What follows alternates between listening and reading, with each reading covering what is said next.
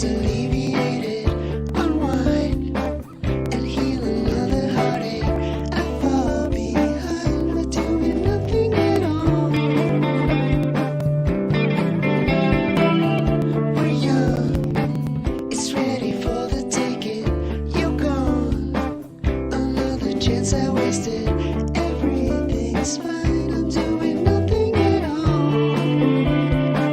I feel nothing at all. I feel nothing at all. I feel nothing at all.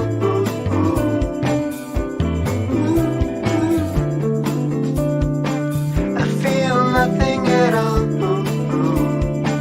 I feel nothing at all. I feel nothing at all.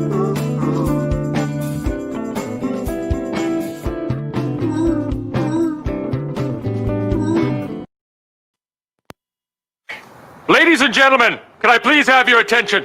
I need all of you to stop what you're doing and listen.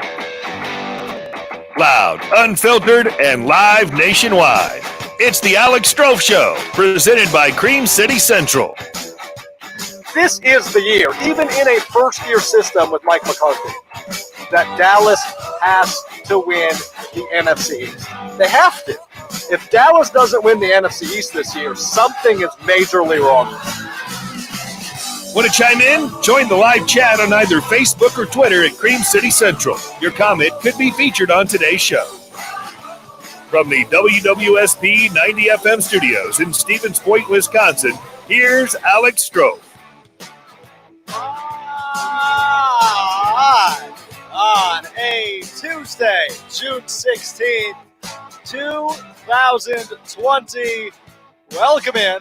This is the Alex Strouf Show presented by Cream City Central. Back in Green Bay, we've got Kyle Hoffenbecker running the ship. Producer Kyle, of course. Big show ahead for you today, man. Big show. I mean, it has just been an absolute bat S-word crazy weekend. That is the best way to put it, with everything going on in Major League Baseball. But we will get into that here in a few minutes. But ahead today, Zachary Jacobson of 24/7 Sports, as well as PackerReport.com, will join us at about 3:30. Matt Froehlich will follow him at 3:50. He's from Packers Worldwide and the Pack-A-Day podcast. So we'll get into all things Packers with the two of those guys. And then at 4:30, and this is a conversation. I'm looking forward to all three conversations by all means. But at 4:30, really looking forward to chatting with Tom Haudricourt of the Milwaukee Journal-Sentinel. He's been reporting on the Brewers since 1987. It is 2020, and we're not going to have baseball. At least I don't think. We're going to have baseball. We'll get into the Twitter poll here in a few minutes and everything surrounding baseball. But he will join us later to discuss all of that here in the 4 o'clock hour. And that will be an interesting conversation because he hasn't been quiet about this, as hasn't anybody in the world of baseball. But we will cover all of that and a whole lot more today on the Alex Strouf Show. I want to bring in Kyle here, producer Kyle, just to say his hellos here on a Tuesday. Yeah. Hey, Kyle, how's everything, my friend? You know, as best it can be. I mean, I really love baseball, and the fact that it's not going to happen, in my opinion, sucks. Yes. So, yes. No, this hater jersey is the closest I'm going to get to seeing him on TV this season. See, so I'm with you, man. I dressed up like a full-blown Brewers player today because we're not going to see baseball. At least neither of us think it. And like I said, we'll get into that a little bit more here in a few minutes.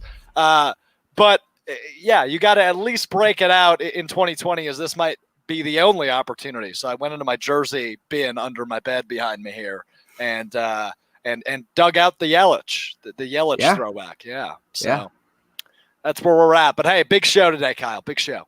It's good. I mean, first time we've had three guests on in a show. Should be a good time.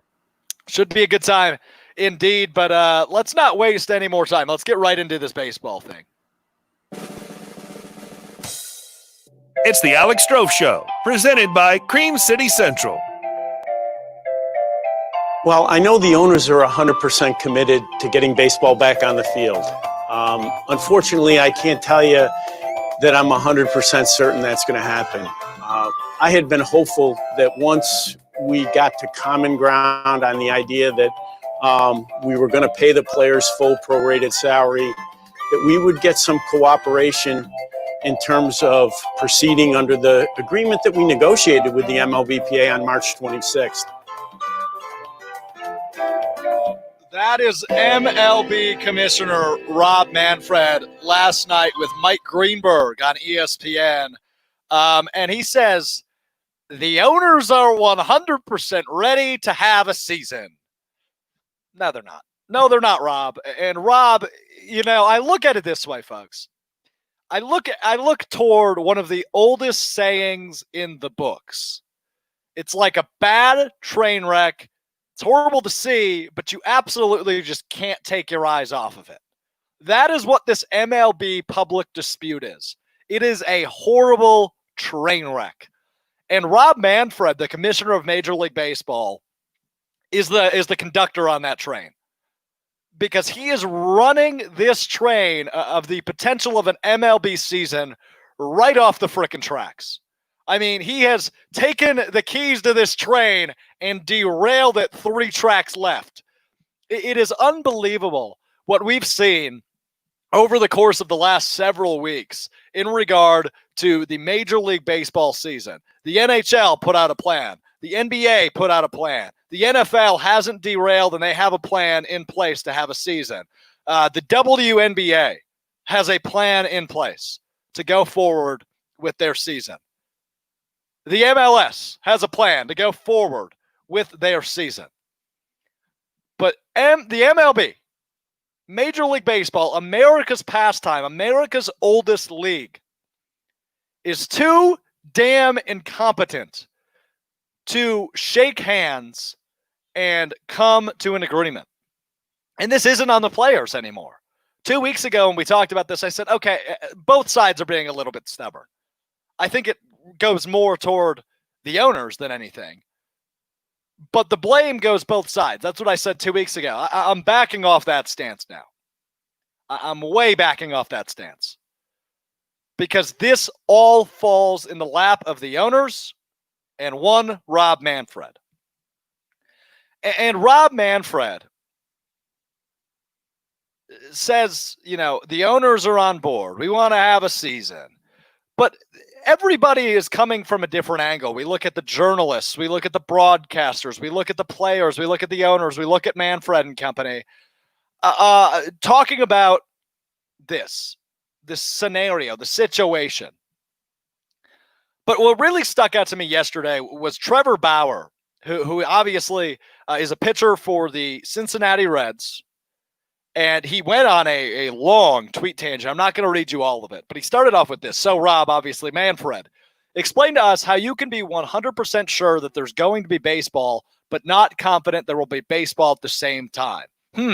What changed between those statements? Players told you to set the season, but it's too early to set the season right now, isn't it, Rob? Because then you'd have to explain why you're only going to impose 50 games when we could easily play 70 plus. The tactic to bluff with no season again and delay another 2 to 3 weeks until you clear the risk of not negotiating in good faith by trying to play as many games as possible. The public backlash combined with potential of having to explain yourself in front of an arbitrator isn't too appealing, isn't it? Or is it? Excuse me. That's Trevor Bauer on Twitter, the pitcher for the Cincinnati Reds. And he went on and on and on and on and on. And if you haven't seen that, I encourage you to go do that because he put it perfectly. And Travis Shaw, the former Brewer, also speaking out on Twitter within the last 24 hours or so, he said, or 22 hours ago, so about 5 o'clock yesterday, he said, every day somehow continues to get worse. MLB should be embarrassed. Everyone involved, I'm embarrassed. This is a joke. Travis Shaw, the former Brewer, said that on Twitter yesterday. So obviously, somebody's in the wrong, and at this point, we've ironed it out to figure out that it is Rob Manfred bluffing. Mike Greenberg did a terrific job in this interview with Rob Manfred. He asked Manfred yesterday, what this does to the optic of baseball, that everything is played out in public. Everybody is screaming on Twitter. Everybody's complaining in Facebook comments. Everybody is behind the players, it seems, or so it seems. This is what Rob Manfred said yesterday on ESPN about the optics regarding this public dispute. Disaster for our game. Absolutely no question about it. No. It shouldn't be happening. No. And it's important that we find a way to get past it and get the game back on the field for the benefit of our fans. For the benefit of our fans. It's a disaster. This shouldn't be happening. You know what I take away from that? I'll tell you what I take away from that quote. Let's listen to that one more time from Rob Manfred. It's just a disaster for our game. Absolutely no question about it. It shouldn't be happening. And it's important that we find a way to get past it and get the game back on the field for the benefit of our fans. It's all about the fans for Rob Manfred, right? That's how he makes it seem. This shouldn't be happening. This is a disaster. You're in charge, dude. You are at the top. You are the guy in the middle of every discussion. You are the guy that was told to put a plan in place and the players would report. And you're saying, this is a disaster. This shouldn't be happening. This falls on you. This falls on you. And while I rarely or ever, go the route of saying this guy should lose his job for strictly just being incompetent, you know what I did yesterday? I went to change.org. I looked up the name Rob Manfred and signed every petition I saw about removing him as the commissioner of baseball. Because at this point, it has gone too far.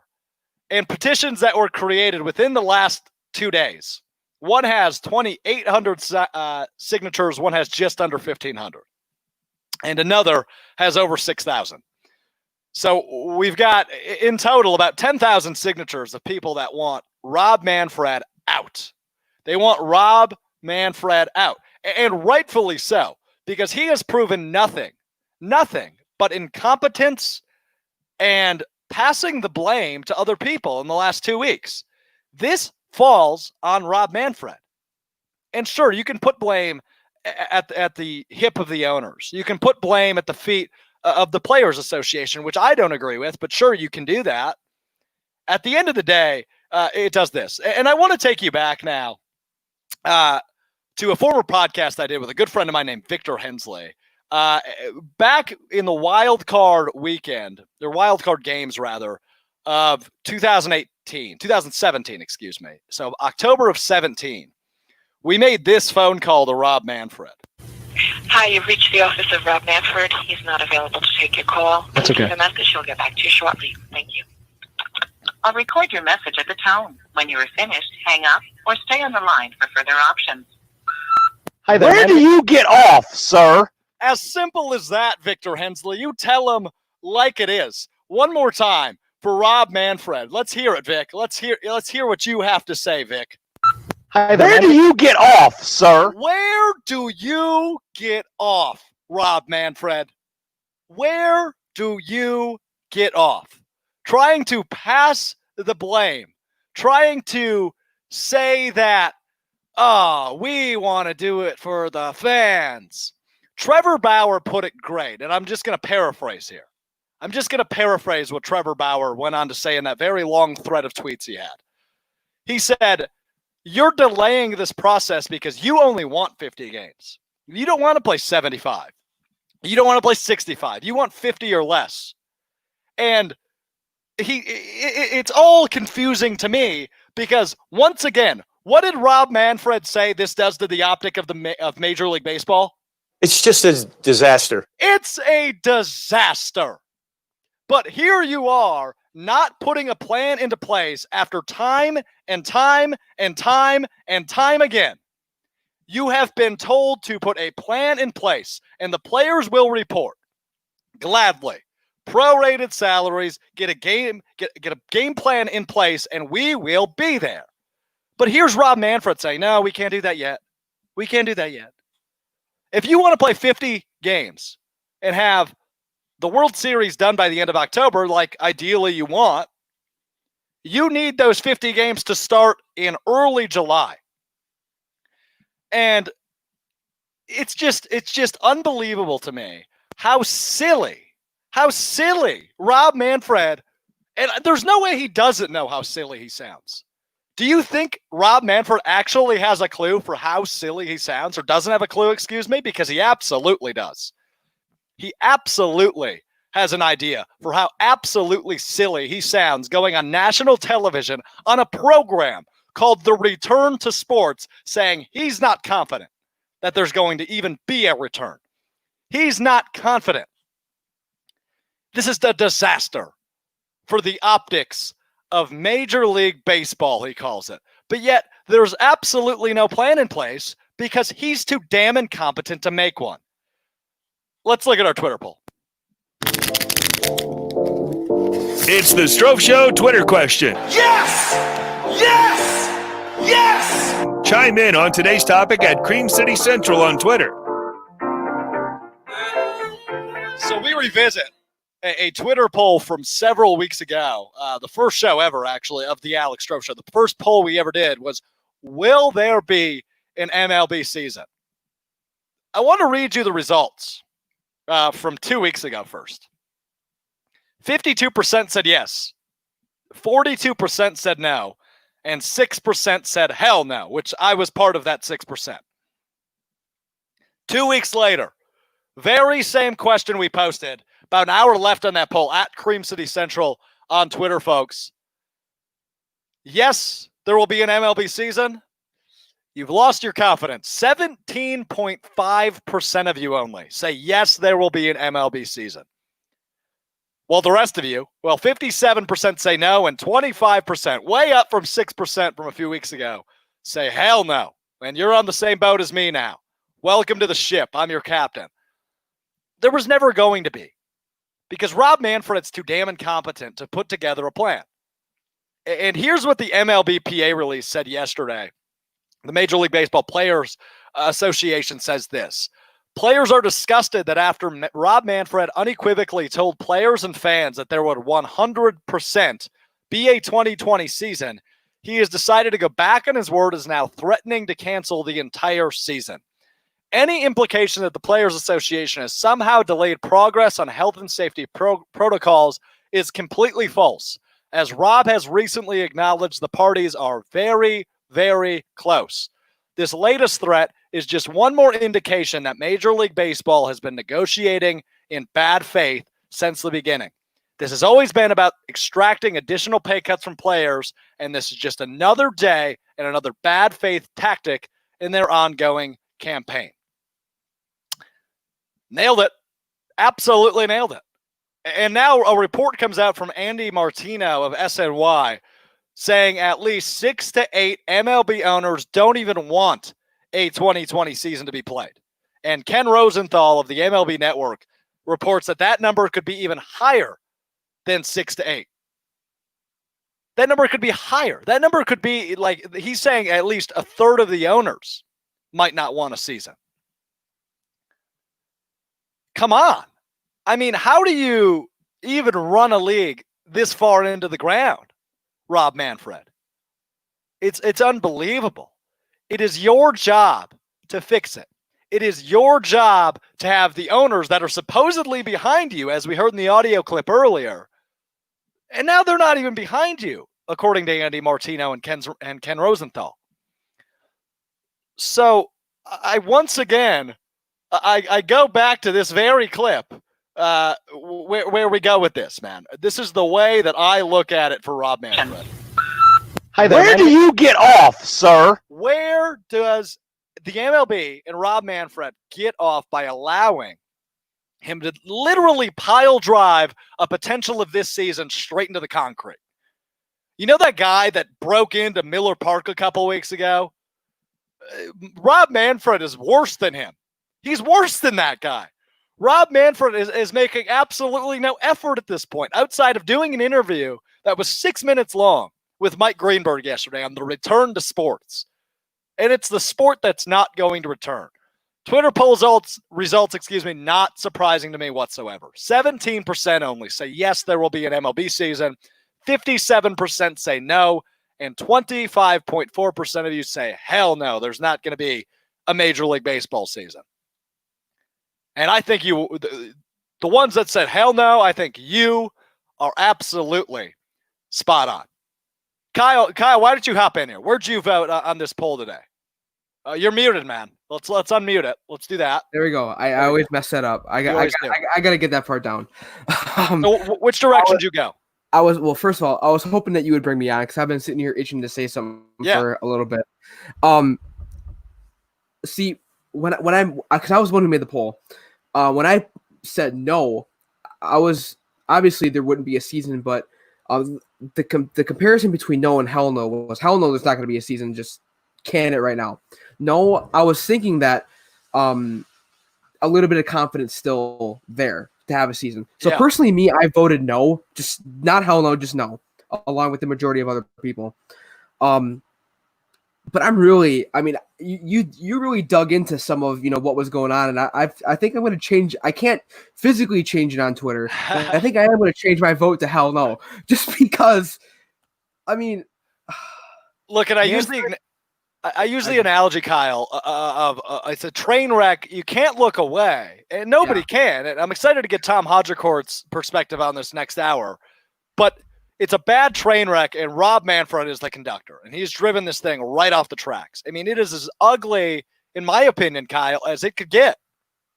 And the MLB had a prime opportunity to take advantage of the lack of sports. Yeah. They had a perfect opportunity because the MLB popularity has been falling for years, at least 10 years. Yeah.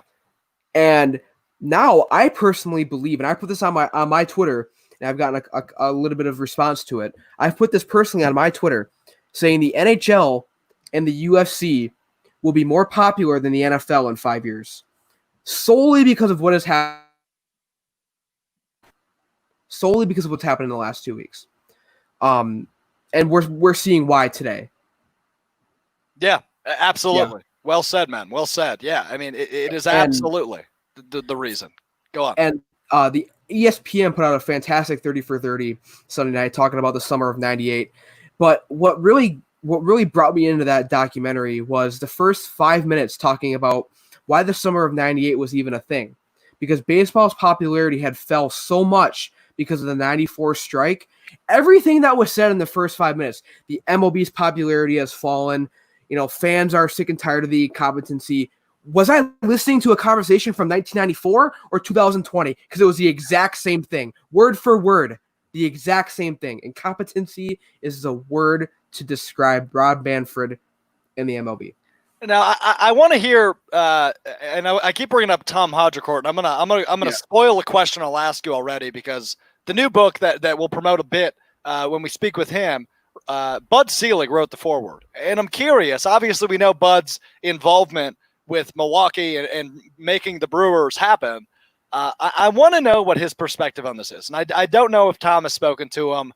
I will ask, of course, but I'm very curious because Bud Selig was a very good commissioner, despite some of the steroids and whatnot went on under his direction. They banned steroids, which that's an argument for another day whether or not that was actually a good move for the television product. Obviously, for the health product, that's an important move. But at the end of the day, Bud Selig probably has a very unique perspective on this, being a former commissioner. But it's very rare that. Now this is week 3 of me praising Roger Goodell and, metaphorically pooping on everything Rob Manfred's doing. Because Rob Manfred is horrible. Go ahead. Roger Goodell with it. I personally haven't been a fan of Roger Goodell myself. Most haven't. Yeah, most haven't. Roger Goodell Rob Manfred makes Roger Goodell look like Pete Rozelle. In my opinion, Pete Rozelle, in my honest opinion, is probably the greatest commissioner in all of North American sports history. Is Pete Rozelle? Roger. I just there's so many words to try and describe it, but I just I got you, man. The one word that comes out is incompetency, and that's just the one word that it really just you want to summarize what's happened in the last couple months with the MLB is just incompetency from the owners, from the players, from Rob Manfred. Yeah, no, and you're spot on. And I want to dive in before we have to catch a break here, Kyle. This new report that just came out today. So Andy Martino of SNY and Ken Rosenthal and Evan Drellich, both of The Athletic, reported that number could be higher than 6 to 8. Sure it is. And Manfred said yesterday, we heard the audio clip, the owners are 100% committed to getting baseball back in the field. But that's just not the case, obviously. No. And the commissioner can implement a season, but that requires 75% support from owners, which is 23 votes. If 8 owners don't want to have a season, that's ball game. That's all she wrote, folks. That is a walk-off. We're not having a season. And if the number's higher than 8, baseball puns you want to fit in there quick? Yeah, I'm going to throw a couple more in before we get to break, of course. Okay. But no, seriously, I mean, that is a walk-off for the potential of a 2020 season. It absolutely is. And reading these reports, and obviously, like I mentioned, they're very fresh, so I'm trying to read as I talk. But as Tony Clark said at the end of his thing, tell us when and where. And that has been repeated and used over and over and over again between players throughout Twitter and Facebook and everything. Everybody that's speaking up on this topic is tell us when and where, like MLBPA director Tony Clark has said. And Manfred hasn't told us when and where, or them when and where, or the reporters when and where, or anybody when and where. And now these owners are losing hope in Rob Manfred because this publicity, not even publicity stunt, really this public, what I keep calling playground-like back and forth keeps coming to life. And it won't go away. And until it goes away, we're not even going to have a chance at a 2021 season. And I know I'm getting way ahead of myself by saying that, but this is ridiculous. And I don't know if I even want a season anymore, Kyle. I think I'm to the point where I'm sick of hearing this. I'm sick of hearing Rob Manfred. I don't even know if I want a season.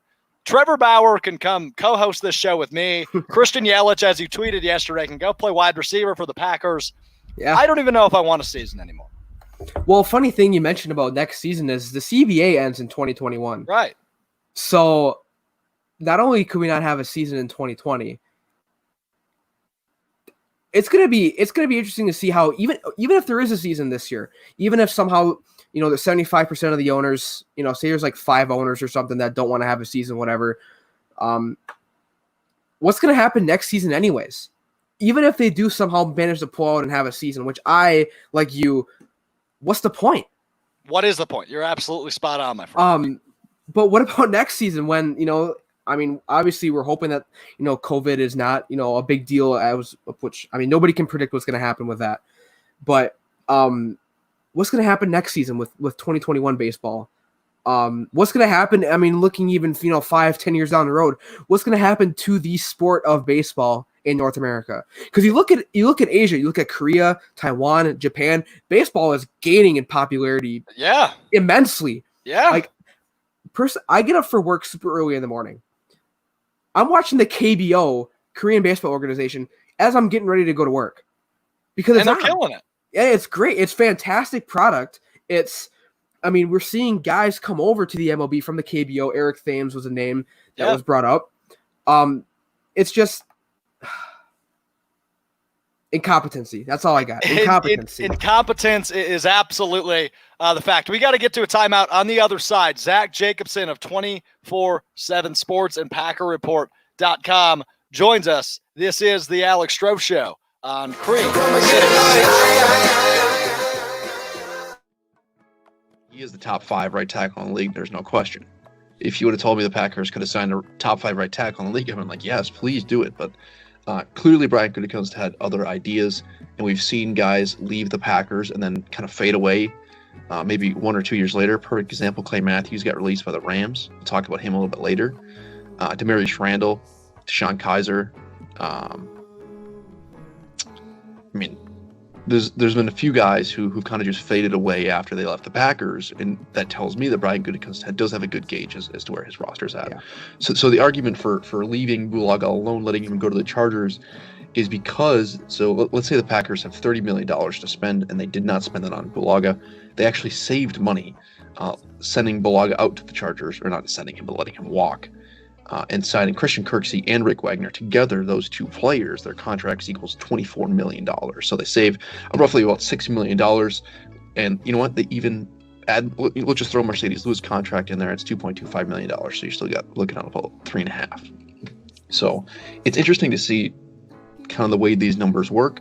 And Bulaga's contract alone would have covered all three of those players. So I think that's where Brian Gutekunst does the math. The Lambeau Lead, Cream City Central's official Packers podcast. Download wherever you get your podcasts.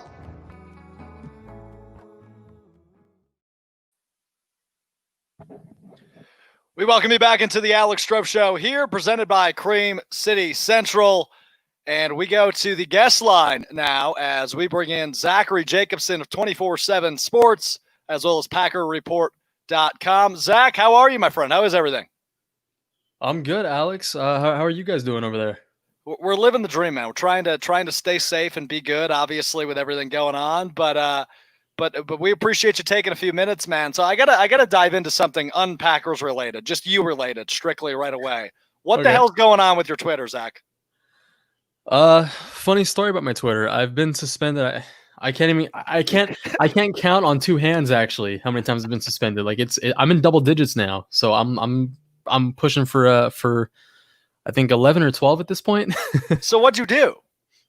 Well, the first suspension, it's good. I'm glad you're giving me an outlet for this. Yes, I can please. actually I need to hear this. Yeah.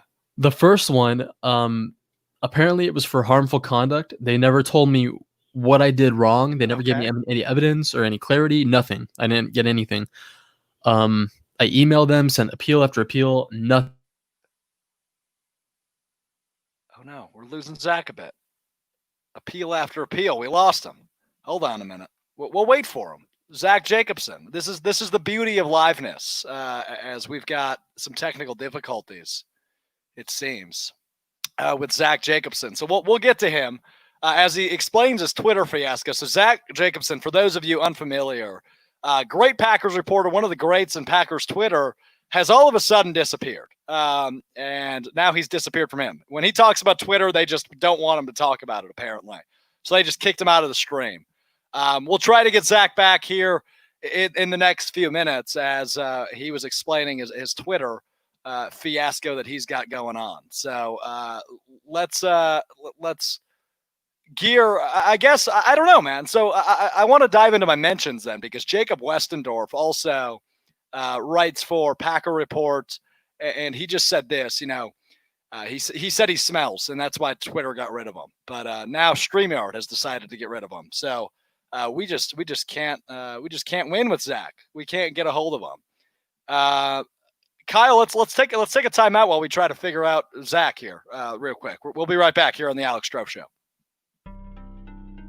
You look at teams like the 49ers, and they literally did a 180 in terms of performance and their ability to just beat the crap out of teams. And then you go, okay, well, why shouldn't I expect that from my team?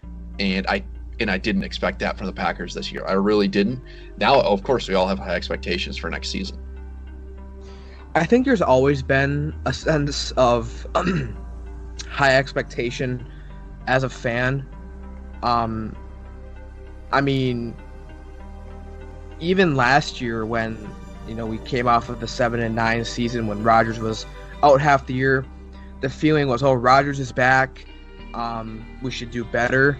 That clearly just wasn't the case. There's always going to be a high level of expectation when you're the Green Bay Packers, just because of the history. There's a winning culture in this area. And LaFleur knew that too coming into his job. He knew that he had to, be successful right away. Not necessarily saying he had a short leash, but knowing that if he's not successful, he won't make it out of his first contract. So I think he accomplished that with flying colors. I mean, 13-3, you'll take that every year. Obviously, you want it to end with a Super Bowl, but 13-3 is not something to look past. It's a big deal when you win 75% of your games. That was a short clip from the Lambeau Lead, Cream City Central's only Packers podcast. Make sure to check it out today.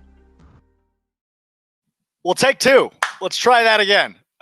Zach Jacobson, he's here. Twitter's watching you. I want you to continue your appeal story, but if we lose you again, I'm never asking you about Twitter again. Go ahead. Yeah, it's probably best we just never talk about Twitter because they have. I think they have my house bugged. I think that's what it is. Yeah, it must be. So, are you going to be back on Twitter because you're one of my favorite followers on Packers Twitter, and now I've lost your content?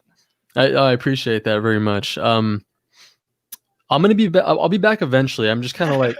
I gotta kind of just lay low for now and let the fuzz kind of get off my tail a little bit. Yeah, apparently, I like your criminal rendition of that, Zach. But let's just dive into some Packers talk and get off Twitter's tail because apparently they don't want us doing that. Let's start with a piece you wrote last month, Zach, about Rashawn Gary's expanded role in this Mike Pettin defense. We'll dive into Mike Pettin and the defense a little bit more here in a second. But Rashawn Gary, last year's first-round pick, what do you think it will look like in year two for Rashawn? Well, they did talk a lot. Mike Pettin, Brian Gutekunst, they all talked about how they want to see him playing kind of like a similar role to what Zadarius Smith played last year in his first year with the Packers. That kind of role where he swaps inside, he starts playing that kind of rover position where he bounces inside, he's playing on the edge, and offensive lines kind of really don't know what to expect from him, and that just makes him a lot harder to game plan for. So when you get that same kind of versatility from a guy you drafted 12th overall in 2019 and who a lot of fans are kind of on the fence with, he's a really polarizing player who, a lot of guys are, it's their highest draft pick since 2009. They want more production out of him, which, he's playing behind two really good edge rushers. So he's in a great position to kind of learn behind those guys. So you don't really need him to produce right now. But either way, you still kind of want to see him produce in a sense. So getting him in a spot where he's in that Zadarius Smith role where he's able to swap inside and he's able to play on the edge. He's able to stick his fingers in the dirt and he's able to stand up on the edge. He's able to bounce inside. He's able to do multiple things. That's the best way to do it. Just get him involved. And with Kyler Fackrell now in New York with the Giants, that opens up at least over 200 more snaps for him as that third edge rusher. Yeah, and you bring up the linebacking group, and obviously Fackrell's gone, and as Blake Martinez, Christian Kirksey comes in. We heard from him last week for the first time. This defense, should we be more excited than last year, equally excited, less excited than we were last year going in with this defense in particular, Zach? It's really tough to gauge. Packers fans probably, I would understand if they would want to be optimistic, but the football fan in me wants to say they probably take a step back just because that front seven is still kind of doesn't really have much of a foundation right now. I mean, you saw what happened in the NFC Championship in Santa Clara. They didn't really make much of an effort to improve that run defense. After seeing what Raheem Mostert did, they didn't beef up the defensive line. They added Christian Kirksey. I mean, yeah, he has the familiarity with Mike Pettin from their Cleveland days, but that's still a guy who has to come in. He has to learn. It's not the same system. It's a familiar system. It's not the same thing. He has to learn a somewhat new system. Blake Martinez is a familiar face. He leaves to New York. And, I mean, it's just there's not much continuity there. I'm not really a big fan of what they did with that front seven this offseason. Well, you lead me in right next to my next question. I'll literally read it for you word for word. It doesn't seem they did much in the offseason for Mike Pettin's front seven. What can we expect after watching Raheem Mostert run 7 miles on them in the NFC Championship game? So you literally answered that for me, but I'm going to throw it at you again. I mean, like you said, not much improvement.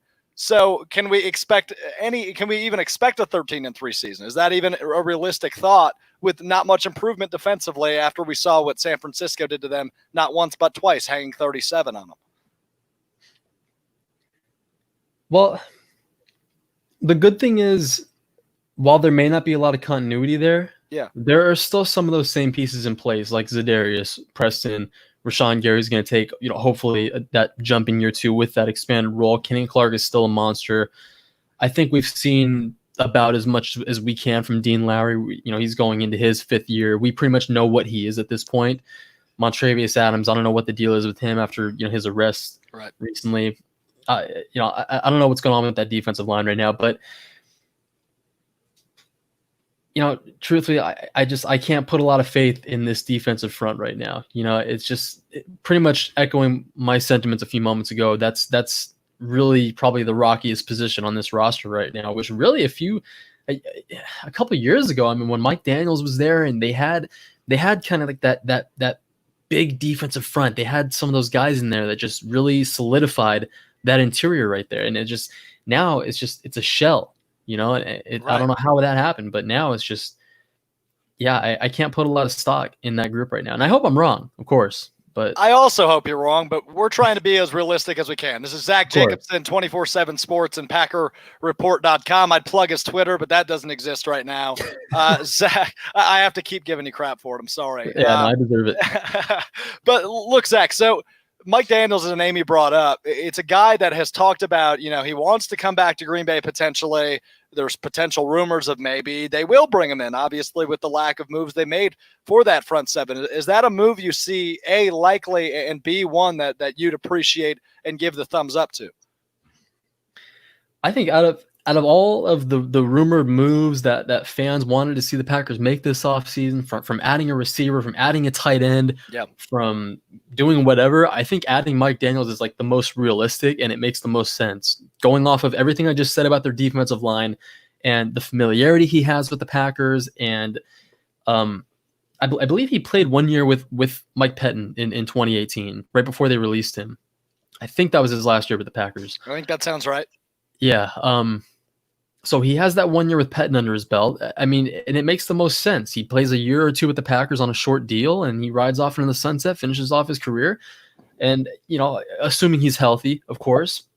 And that just seems like a realistic, a sensible, and a financially plausible deal to do. I mean, the Packers don't really lose much in that type of deal, No, absolutely. And you bring up the financial side, which is the next thing I got to bring up. 33 either free agents or restricted free agents after the 2020 season.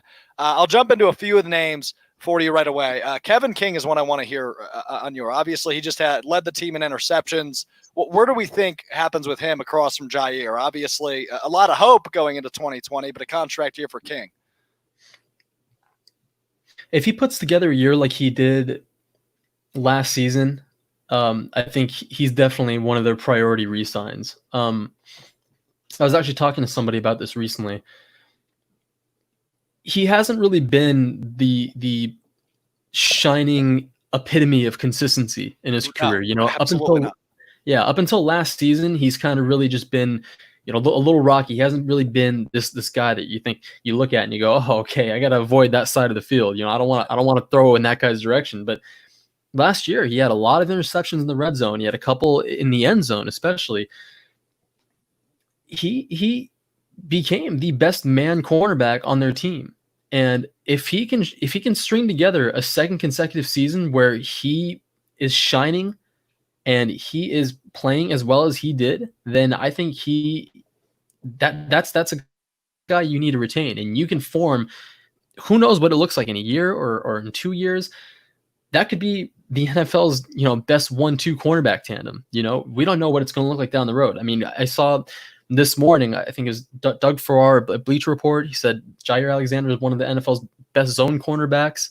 I mean, you put Alexander, one of the NFL's best zone corners, and Kevin King, who could end up being one of the NFL's top man corners. I mean, that's a dangerous tandem.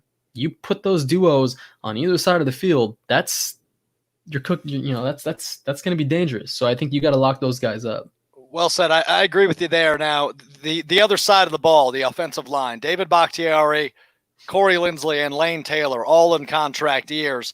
You can't sign all three of them. Can you sign? Is one the max you can sign of those three? I think you're probably looking at one being the max. I think too. Yeah, and I think it's pretty obvious which one. I think we're both thinking the same thing here. Yeah, of course. Yeah, Bakhtiari is the guy you got to go after, assuming he has at least a solid season as he has the last 8. So, I mean, it's a complicated, obviously, scenario with all these contracts. Last contract involved question, and really I want to get your scope of the whole running back room. They bring in A.J. Dillon, Williams, and Jones, both in contract years. What's this running back room going to look like, in 2020 and then post in your prediction or your mind? It's really interesting because they bring in A.J. Dillon, and we don't really know what the outlook is for him right now. We don't know if he's going to be their workhorse for the future, or if he's going to be this the other half of this future tandem with Aaron Jones, or if if he's the guy going forward, or if they see Aaron Jones as more in a receiver role going forward and fluctuating as a running back here and there. I mean, realistically, you kind of want Aaron Jones and AJ Dillon, because that's a dangerous kind of group right there. AJ, that's you want that, but financially you need to be able to make it happen. And running backs, I know that's a big topic of discussion all over Twitter, social media. Everyone's like, don't pay running backs, don't do this, don't do that. But I mean, Aaron Jones, what he showed last year, it's kind of the same thing with Kevin King. If he could string together a second consecutive season where he is just dominating, he leads the league in touchdowns, and he is just racking up yardage, and he is one of the best players offensively for the Packers, then you kind of have no choice but to lock him up. Now, A.J. Dillon in this run-heavy offense, he's going to have so many more opportunities if they are transitioning into this run-heavy offense. We don't really know what Matt LaFleur's plans are, of course. But when everyone's talking about the wide receivers, they're kind of forgetting about Aaron Jones. He's going to be seeing more reps at wide receivers. So that means less opportunities as a runner, more opportunities for A.J. Dillon. And, this offense is just going to look really different these next couple of years. Whether it's with Aaron Jones or with A.J. Dillon as the workhorse in the backfield, we have no idea. But we're going to find out a lot these next few months. What is Dalvin Cook's contract holdout? How does that affect Aaron Jones going forward? Do you think that does anything? The type of money he gets, what do you think that does for Aaron Jones being in a similar situation, a year from now? That's a good question, because, I don't think Aaron Jones, we don't know these guys personally, but Aaron Jones, he doesn't seem like, on the surface, he doesn't seem like the type of player to hold out for bigger money, of course. He's out here Zoom calling with fans and stuff and doing all this nice stuff. But when it comes to money, business is business. They let their agents do the talking. Their agents handle all of that nonsense. Look, he may be out of the Packers price range at some point. I think so. And especially if what I'm saying comes to fruition and if he strings together that second year where he leads the league in touchdowns and he is just absolutely tearing it up and he sets the league on notice, then we're not looking at Aaron Jones as a Packer anymore. I think you're in the right ballpark. Zach, 1 minute we've got before we got to get to a break. Can you plug everything you got going on, where we can find you? Because usually I just plug the Twitter and call it a day, but I can't do that with you. So tell us what you got going on, where we can find your work. I'm kind of going rogue right now, so nobody can find me anywhere. I'll be back on Twitter eventually. So just kind of keep an eye out for that. Eventually you'll see me asking people to follow me at some point, and you'll see me begging for follows like a panhandler. You can find me right now though at PackerReport.com. I'm still working. I'm still covering the Packers. I'm still doing that. Nothing has changed on that end. So that is where you can find me for now. And Eventually Kyle, I'll be back on Twitter. Producer Kyle Quick says boneless wings take. Are you a boneless wings guy? Boneless wings take. Oh, well, boneless wings are superior. I mean, that's come on. Zach, with all due respect, I think you're an idiot, and I need you to get off my show. Thanks so much for stopping by, my friend. Really appreciate the time. All right. Hey, thank you guys for having me. Of course, man. We'll have you back. We'll do it again soon. That's Zach Jacobson of 24/7 Sports and PackerReport.com. We're going to take a timeout. On the other side, we've got Matt Froehlich of PackersWorldwide.com and the Pack-A-Day podcast right here on the Alex Strouf Show, presented by Cream City Central. My first segment I am calling Just the Tip-Off, and that is my best Bob Uecker impression. Tell me what you think. I'll work on it, see if I can get that a little better. But This segment, just the tip off, the name, just the tip. I'm going to give you a few ideas that are just the tip of a good idea. They're not completely fully formed. Some things that are bouncing around in my head. And tip off, of course, it is the first segment of this show. So last night, the Bucks were playing the Lakers. Obviously, LeBron James plays for the Lakers. One thing LeBron has put all over social media the last few months this season is his idea, and I believe he's tried to trademark it, is Taco Tuesday. He started that on social media, him and his family and Anthony Davis and some other players every Tuesday, or as many Tuesdays as possible, get together and have tacos. And he tried to trademark that, and he's trying to make some money off that.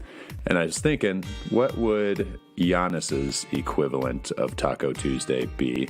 Obviously, he had his run-in at Bel Air Cantina a few years ago, so probably doesn't want to go the taco route. Maybe he wants to play into his Greek heritage a little bit. So I had the idea for Souvlaki Saturdays. Just an idea, just the tip of an idea. Maybe that'll make its way to Giannis, and he'll run with it. Who knows? Small Ball, Milwaukee Bucks micro podcast, presented by Cream City Central. Download wherever you get your podcasts.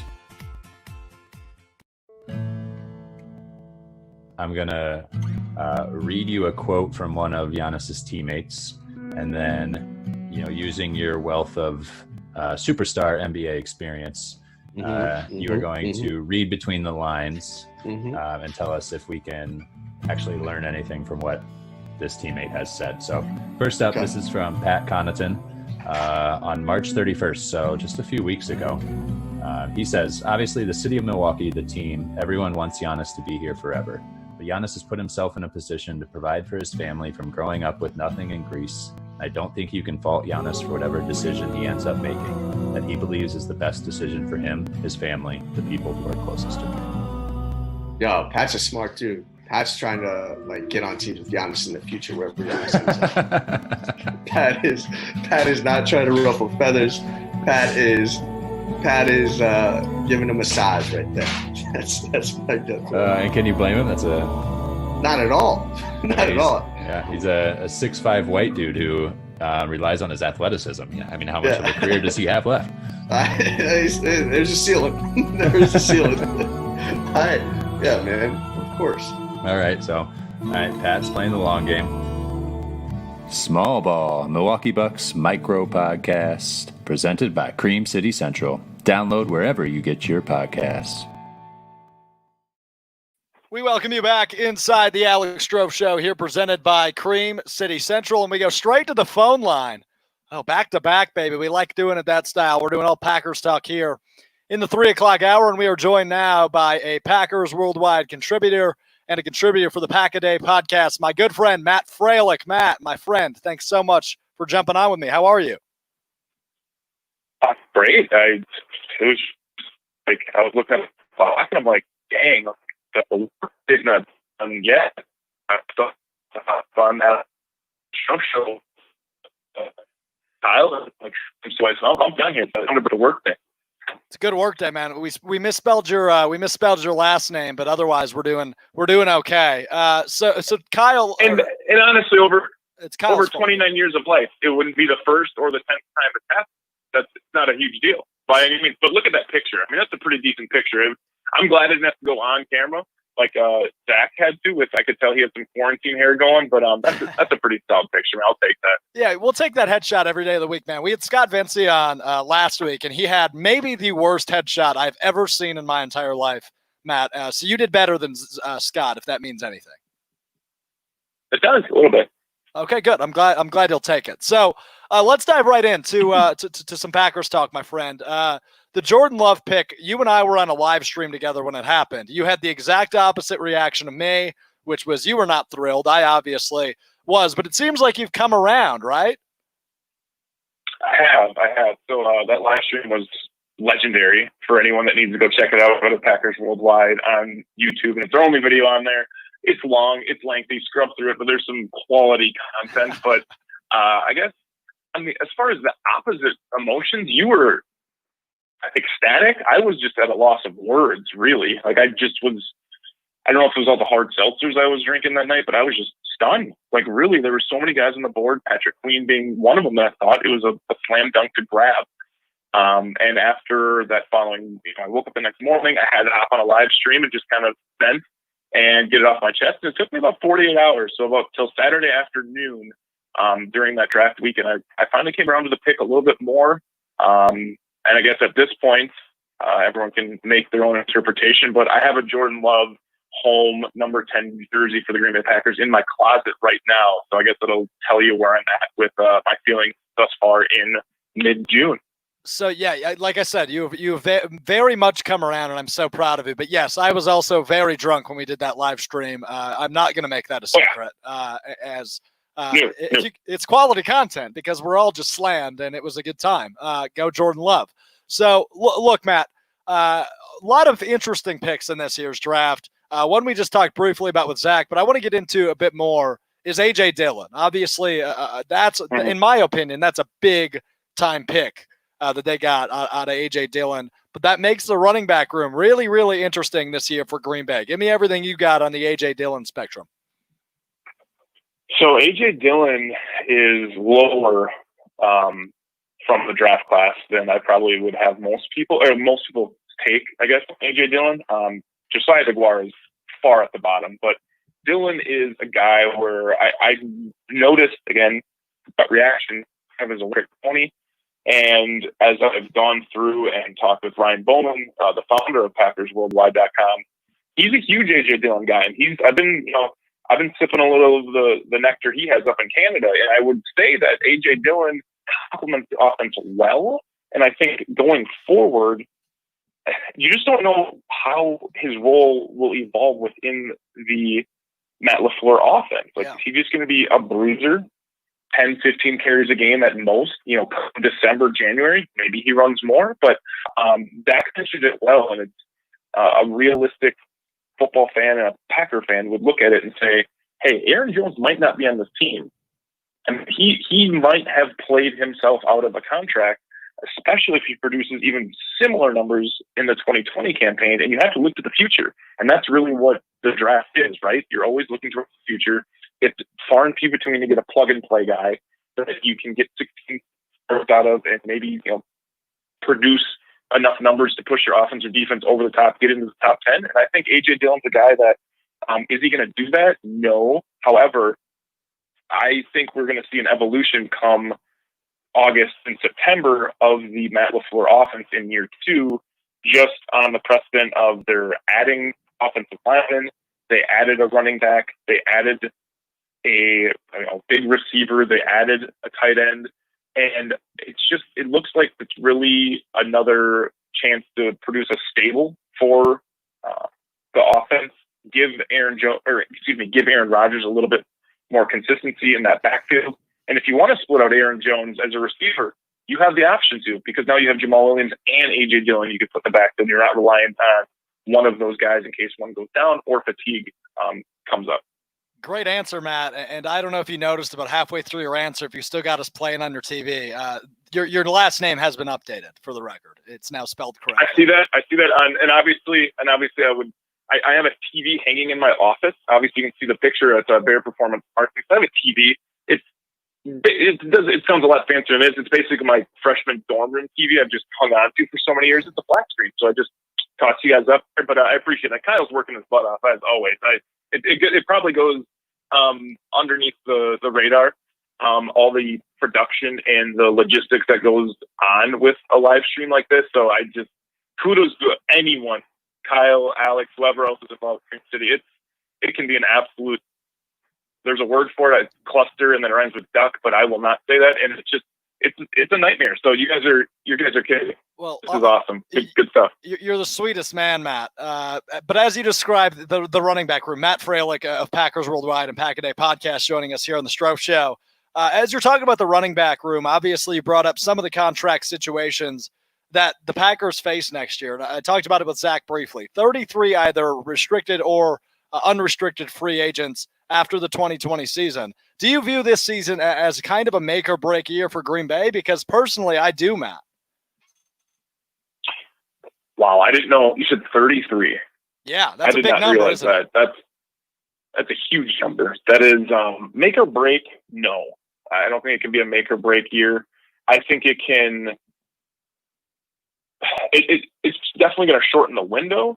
I mean, obviously, I've been saying this for well over a year now. The Packers are on a 5-year plan. They're 1 year in with Matt LaFleur and Aaron Rodgers and their contracts. I don't think it's a make or break year, but it definitely will tell how intelligent and how maybe naively confident Brian Gutekunst and Matt LaFleur are, considering the transactions they've made or lack thereof in free agency, or the draft picks they've acquired and been able to manipulate and produce some talent. And make or break, no, I can't go that far, but I definitely can see where you could come to that conclusion, Alex, because they're transitioning from a traditional swinging around offense to now they're going to be more of a ground and pound. And if you don't have the right tools in place and you're kind of letting guys go, not signing guys, at that point, we know how to rebuild a team in the NFL. It takes years. And if you're going to go down a different path instead of at that fork in the road, sticking with that left side, maybe being a passing game instead of a right side,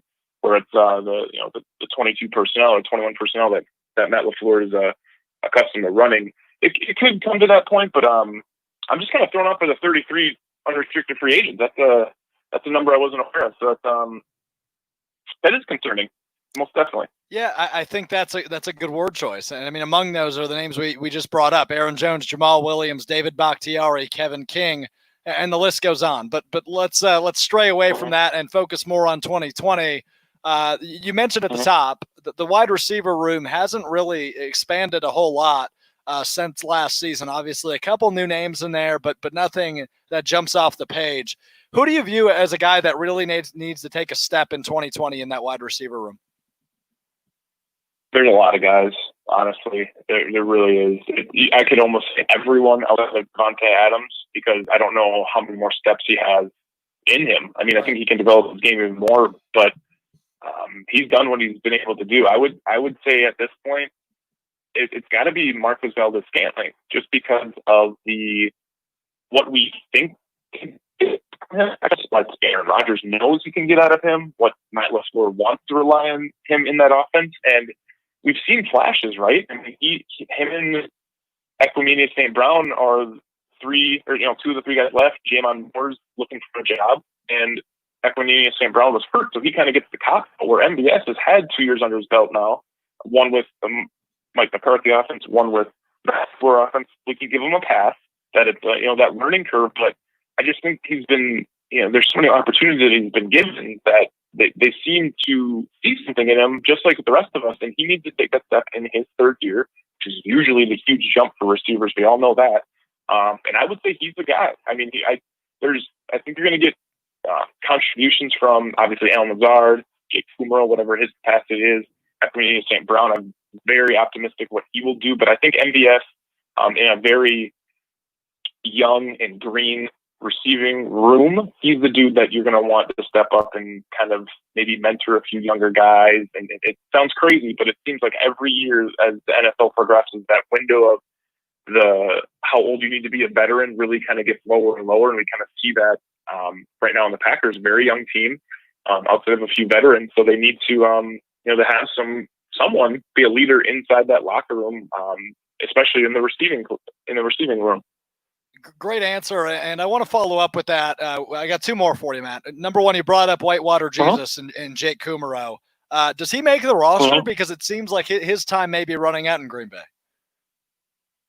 It could seem that way. I mean, last year we were having the same conversation, and he blew the doors off in training camp and preseason. It was like it would have been impossible to let go of him. I mean, I'm not far from 1265 Lombardi down where I'm working right now, and if I would have been working here at the time, I probably would have seen some sort of irritated Green Bay Packers owners outside of Mike Murphy's office down the road. Like, if he would have been cut, that would have been an issue. And at this point, I still think that. I mean, no, you don't really know what you're going to get. I think Devin Booker is a good player. Again, still not sure what you're going to get from him. I think he's going to be solid. He's going to fit that Alan Lazard role where they're kind of a few catches here and there, maybe a big player or two, but mostly a blocker. But Devin will definitely be able to produce more than Alan Lazar will in the passing game. Kumaro, I mean, no, I'd on the team. I really do. Unless the only reason I would say he wouldn't be is just the transition from the Mike McCarthy era to less receivers, maybe more running backs, more of the eight-back dude, and carrying offensive linemen could see that get cut away. But I still think we're going to see number 16 out there, and I hope to see him for years to come. But I mean, we have had players similar to him that have kind of came and went from that position group as well. So it'd be nice to see Jake still out there. He's still, people hate on him, and I understand that. But when you watch him out on the field, he does things that are special, and I think that he's earned his right at this point to make the roster come September. And last one for you, Matt. Jay Sternberger. Obviously, we didn't get to see a ton of him last year. I know I'm on the bandwagon. I assume you probably are too, now that he'll get kind of an expanded role in that LaFleur offense. Expect big things from Sternberger in 2020, Matt? I mean, he wasn't really on my radar until about 2 months ago, and you may have been one of the people that put him back on my radar, Alex. And then I started doing some research, and it sounds like even the national media is on him. The nitty-gritty gurus of fantasy football or daily fantasy or even the dynasty, they're all over him. And I really do think Sternberger takes a leap this year. Not a small step. I think it's a big move for Jace because Jimmy Graham's gone. Mercedes Lewis is only getting older. There's really not a ton of talent in that locker room. I mean, no disrespect to Robert Tonyan, but I don't think he's nowhere near as talented as Jay Sternberger is and can be. And again, we go back to the 2019 draft. If Jay Sternberger would have been in the 2020 draft as a tight end, he would have been the first tight end off the board. Yeah. It just so happened there were some super talented tight ends that went in the first round. Noah Fant, Irv Smith, and Hawkinson. So really at the end of the day, Sternberger is a solid talent. And I don't follow him on social media, but I keep seeing his stuff. Like, people keep retweeting it. He's working his butt off. And I really think he takes a leap this year, and especially just from the confidence they had in him last year. They were willing to line him up in different positions. And as a fullback, an A-back, then the case may be, they him, and he's able to understand the new playbook that is under the Matt LaFleur offense. Great stuff from you, Matt, at PackersWorldwide.com or the Pack-A-Day podcast at Matt_Fra, F-R-A, excuse me, not far, F-R-A, on Twitter. Matt, thanks so much for dropping by, my friend. I appreciate it. You guys keep grinding it out and have a good rest of your day. We'll do that. We'll do exactly that. Thanks so much, Matt. And that's Matt Froehlich from Packers Worldwide in the Pack-A-Day podcast. We've got some headlines. We've got new video games coming. We'll check on the Twitter poll. And we've got Tom Haudricourt of the Milwaukee Journal-Sentinel all coming up this hour. So don't you dare change that dial. We're going to take a timeout. On the other side, we got headlines. This is the Alex Strouf Show, presented by Cream City Central. I would like to hear other players' views on this, just because obviously we've really only heard Blake Snell's, strong opinion on this, which I respect him because. Oh, you haven't heard the Trevor Bauer. Oh, maybe what has Trevor Bauer said? So him and his agent Rachel Luba, they've been putting out all these videos with the postponement and kind of how it is from an agency perspective and a player perspective. They've been really just kind of putting everything out there that everybody's afraid to say. And I've been watching a ton of the videos with it. And they put out a whole hour video about the suspected proposal and what the rumors are. And one of the things that made me laugh so hard, and he talks about it, and he's pretty much on the same page as Blake Snell from the aspect of we already agreed to something, and the MLB is basically stepping back and saying, maybe not, maybe we can't do that, which is, I think, what's getting the players the most. However, shouldn't they expect that? I guess, no, but everybody's life is different right now, so why shouldn't theirs be different? But the thing that has bothered them the most, so the MLB already said, okay, deal that they had put in place at the beginning of the postponement of the season, they said, okay, we will take prorated salary, so already diminishing a chunk of our guaranteed salary depending on how many games we play, and then they agreed on the service time and everything. And now the MLB has essentially said, maybe not, maybe you won't even get that much. And that's the thing that's frustrating, is because they already agreed and that's something that I never thought they would agree with in the beginning, because it's a money game. Everybody wants the most amount of money they can. And so that's where the players are like, well, what the hell are you doing now? Now you're saying I may not even get half of my salary. Bernie's Bums, the official Brewers podcast of CreamCityCentral.com. Download wherever you get your podcasts today.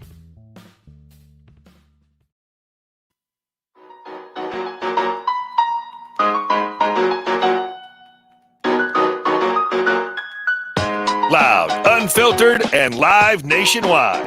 It's the Alex Strouf Show, presented by Cream City Central. This is where things get a little tricky. I think the team that voted no today is going to be a playoff team. From the WWSP 90 FM studios in Stevens Point, Wisconsin, here's Alex Strouf.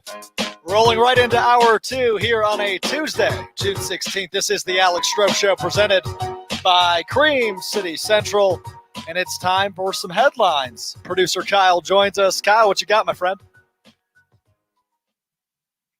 You got to learn how to unmute your mic. That's one thing I got to teach you to do. I got to learn how to unmute my mic, and I got to learn how to spell Matt Froehlich's last name correctly. You got two things to do.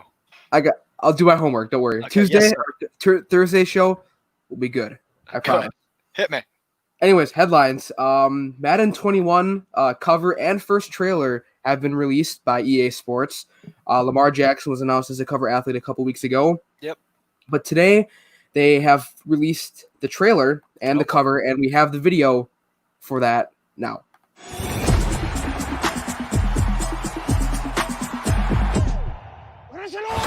Jackson gonna take it himself. Spins inside the 5. Dives for the end zone. Touchdown, Ravens.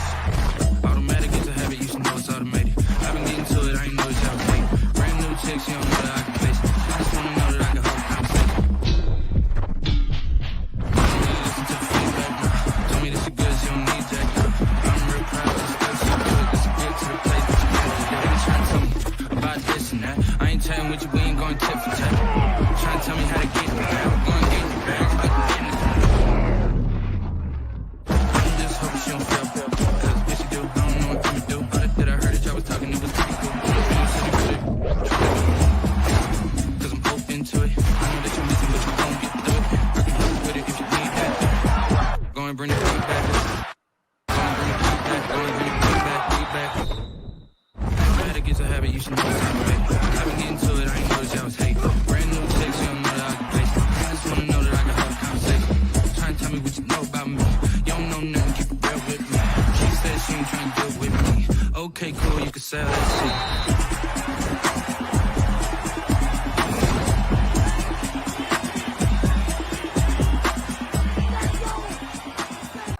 So big cuts, big jukes, big celebrations, big hits. That's really all I see. That's what I see.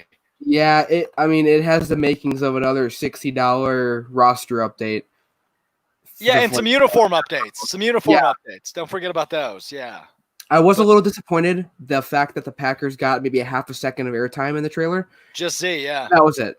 So, I guess I can't complain, really. Whatever, no big deal.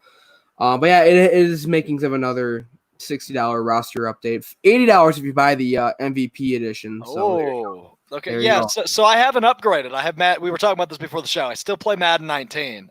So maybe I will take the jump, but it looks just like any other Madden to me, just with some sick cuts and jumps. And like I said, celebrations look like it's a big thing in this game.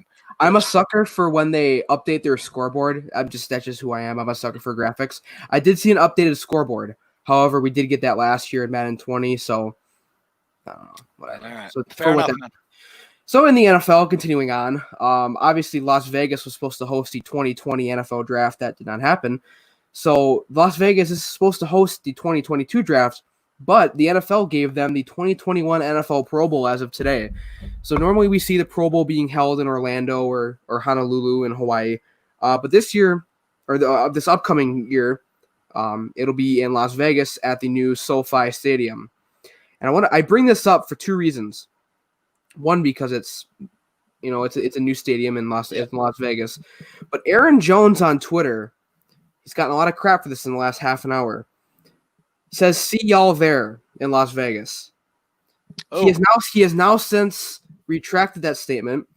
Obviously, if for those who don't know, if you play in the Pro Bowl, your team is not in the Super Bowl. If your team is in the Super Bowl, those players do not play in the Pro Bowl. Obviously, he has since retracted his statement. He said, "My bad. I plan on being busy at that time, but if I wasn't, I'd see you all on the field in Las Vegas."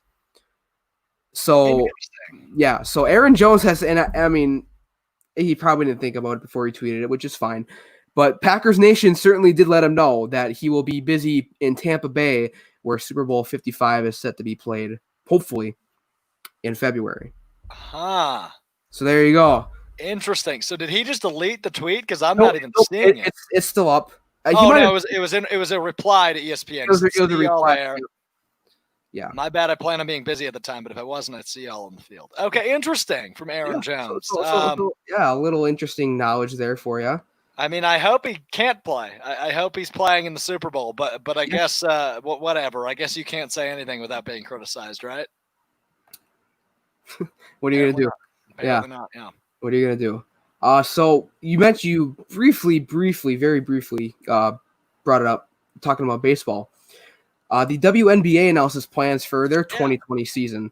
So obviously the WNBA was one of the teams represented in that Sports Center show last night, and they presented it's going to be all their games will be played in a bubble, kind of like the NBA, but their games will be played at IMG Academy, which is in Bradenton, Florida, which I do not know where that is in Florida, but there you go. It'll be a 22 game regular season and then a normal playoff structure that they have already in place. So, there's two takeaways from this for me. Number one, good for the WNBA, getting the airtime on ESPN and announcing this and taking advantage of it and having a good plan in place. Really three takeaways. Two is the bubble format. Obviously, now NBA players are taking this into question. Why are we being locked down? Is this A, B, C, and D going to be taken care of for us? And so on and so forth with the concerns. But the third is, how pathetic is it that the WNBA, whose season also has not started yet, has a freaking plan in place before Major League Baseball? How sad is that? And this isn't to take anything away from the WNBA. They did what they have to do correctly, how a functioning sports league should do it. They did that. And good on the NBA, or WNBA, excuse me, for getting this done. Nothing against them, not taking away from them.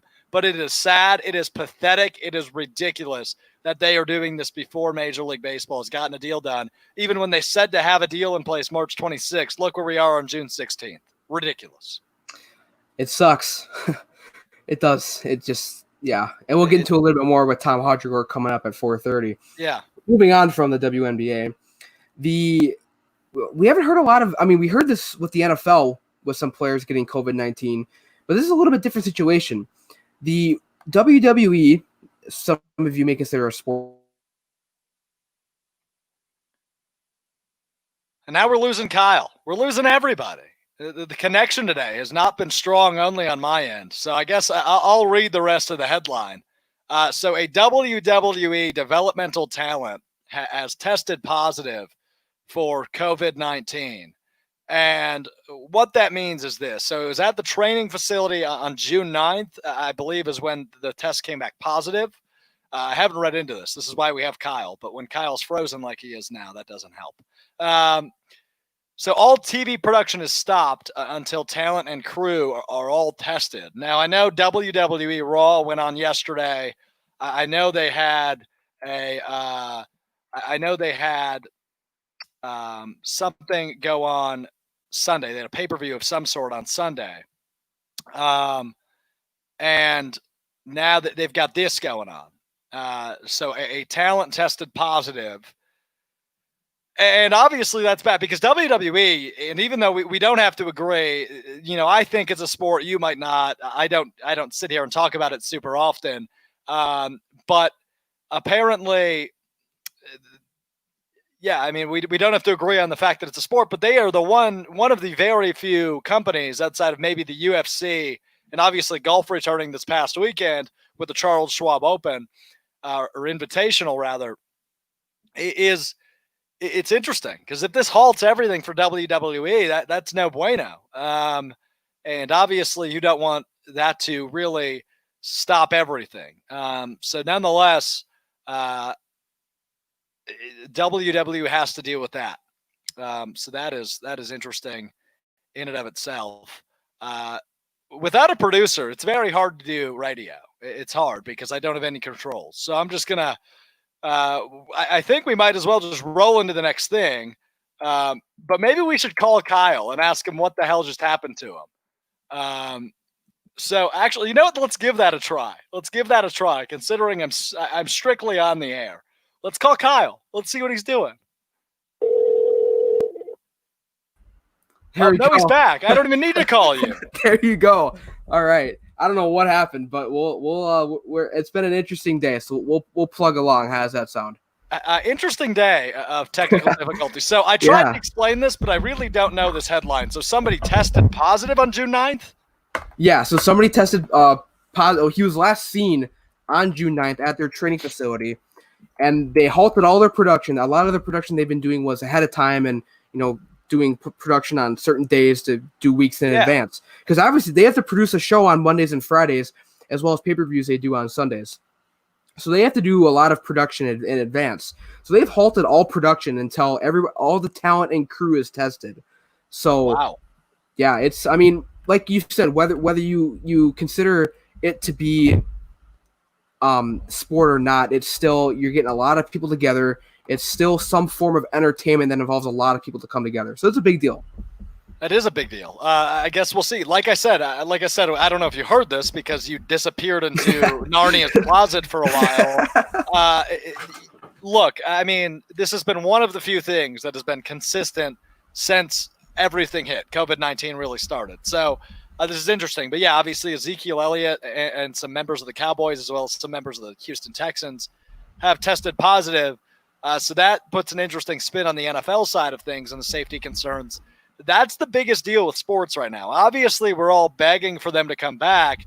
But if stuff like this keeps popping up, how realistic is it that we can actually have a full functioning sports league? And I guess the next time we'll get a real answer on that is July 31st when the NBA starts back up, or really July 28th when the NFL training camp begins to open. So it's going to be a weird next couple of weeks, man, as we get ready for sports to finally return. Excuse me, obviously the MLB has not made very much progress, but nonetheless, WWE dealing with this. That all you got, Kyle? Is that all? Those are all the headlines I got today. All right, man. Well, let's roll right in to Fight Night then. This week's topic, which you can leave a comment in the live comment section right now, or you can find the archive video, which we will post at some point on this week's edition of Fight Night. Somebody's going to join me live and debate this with me on Thursday, as we do each week. Last week, Joey Bonadonna joined me to discuss which 1-2 punch in the NBA is better as we head toward the NBA season opening.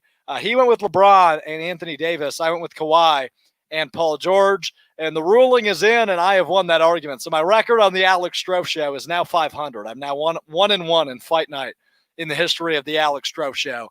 So we're trying to get over 500 this week. That brings me to this week's topic. Which division in the NFC is the best, however you want to phrase that, most competitive, the best, the toughest? How I look at it is this way. There will now be 7 playoff teams in each conference.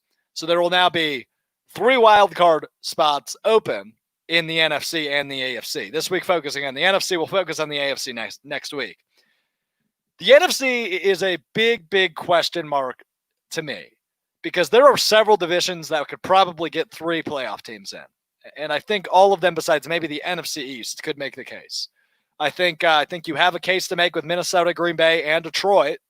I think you have a case to make with all 4 teams in the NFC West, in the Rams, Seahawks, 49ers, and Cardinals. But I'm going in the direction of the NFC South, man.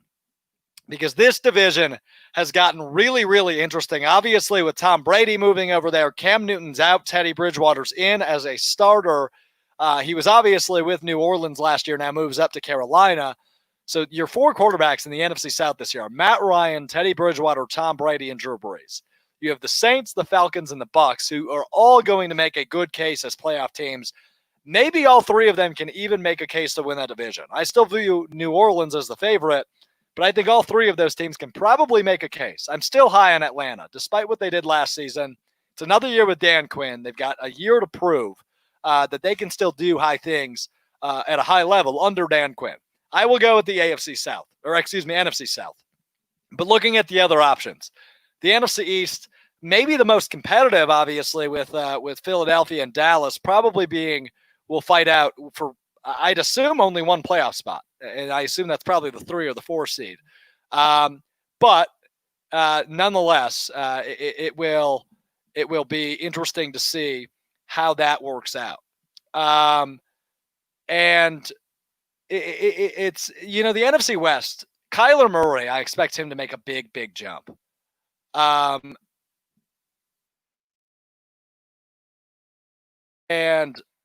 you look at Russell Wilson, who obviously I think he could make a run for MVP this year.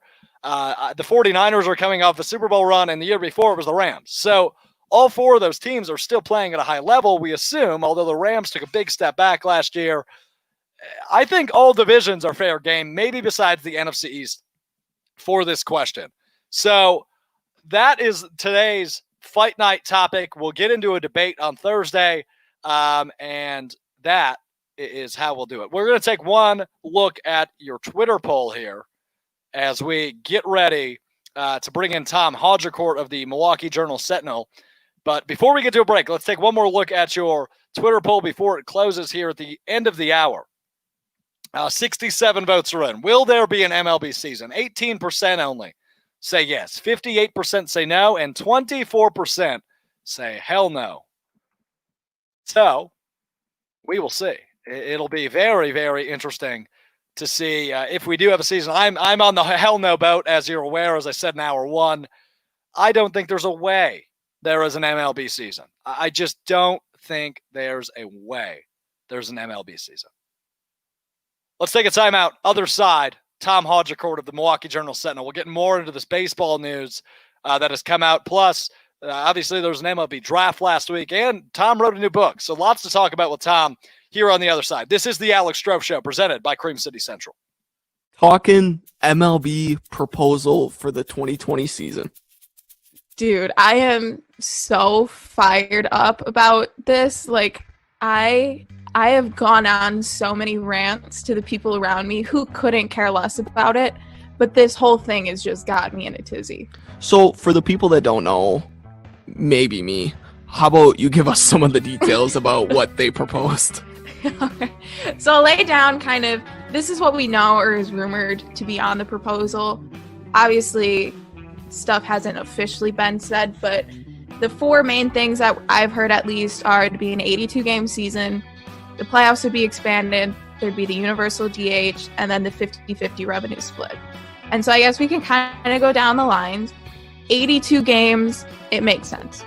So if we start on July 4th, it will just, and the other thing that I forgot to write down is it'll most likely be like region play. So you'll be playing only your division and then maybe interleague games with the division in your region. So like the AL Central would play the Brewers, if that makes sense. Yeah, it's tough because it definitely makes you feel like the season would have an asterisk next to it.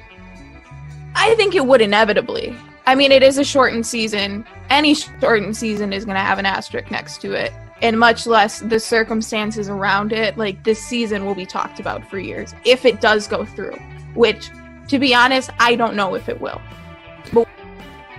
Bernie's Bums, the official Brewers podcast of CreamCityCentral.com. Download wherever you get your podcasts today. Would like to hear other players' views on this, just because obviously we've really only heard Blake Snell's, strong opinion on this, which I respect him because. You haven't heard the Trevor Bauer. Oh, maybe what has Trevor Bauer said? So him and his agent, Rachel Luba, they've been putting out all these videos with the postponement and kind of how it is from an agency perspective and a player perspective. They've been really just kind of putting everything out there that everybody's afraid to say. And I've been watching a ton of the videos with it. And they put out a whole hour video about the suspected proposal and what the rumors are. And one of the things that made me laugh so hard, and he talked about it, and he's pretty much on the same page as Blake Snell from the aspect of we already agreed to something, and the MLB is basically stepping back and saying, maybe not, maybe we can't do that, which is, I think, what's getting the players the most. However, Shouldn't they expect that? I guess No, but everybody's life is different right now, so why shouldn't theirs be different? But the thing that has bothered them the most, and so the MLB already said, okay, deal that they had put in place at the beginning of the postponement of the season, they said, okay, we will take prorated salary, so already diminishing a chunk of our guaranteed salary depending on how many games we play. And then they agreed on the service time and everything. And now the MLB has essentially said, maybe not, maybe you won't even get that much. And that's the thing that's frustrating, is because they already agreed, and that's something that I never thought they would agree with in the beginning, because it's a money game. Everybody wants the most amount of money they can. And so that's where the players are like, well, what the hell are you doing now? Now you're saying I may not even get half of my salary. Bernie's Bums, the official Brewers podcast of CreamCityCentral.com. Download wherever you get your podcasts today.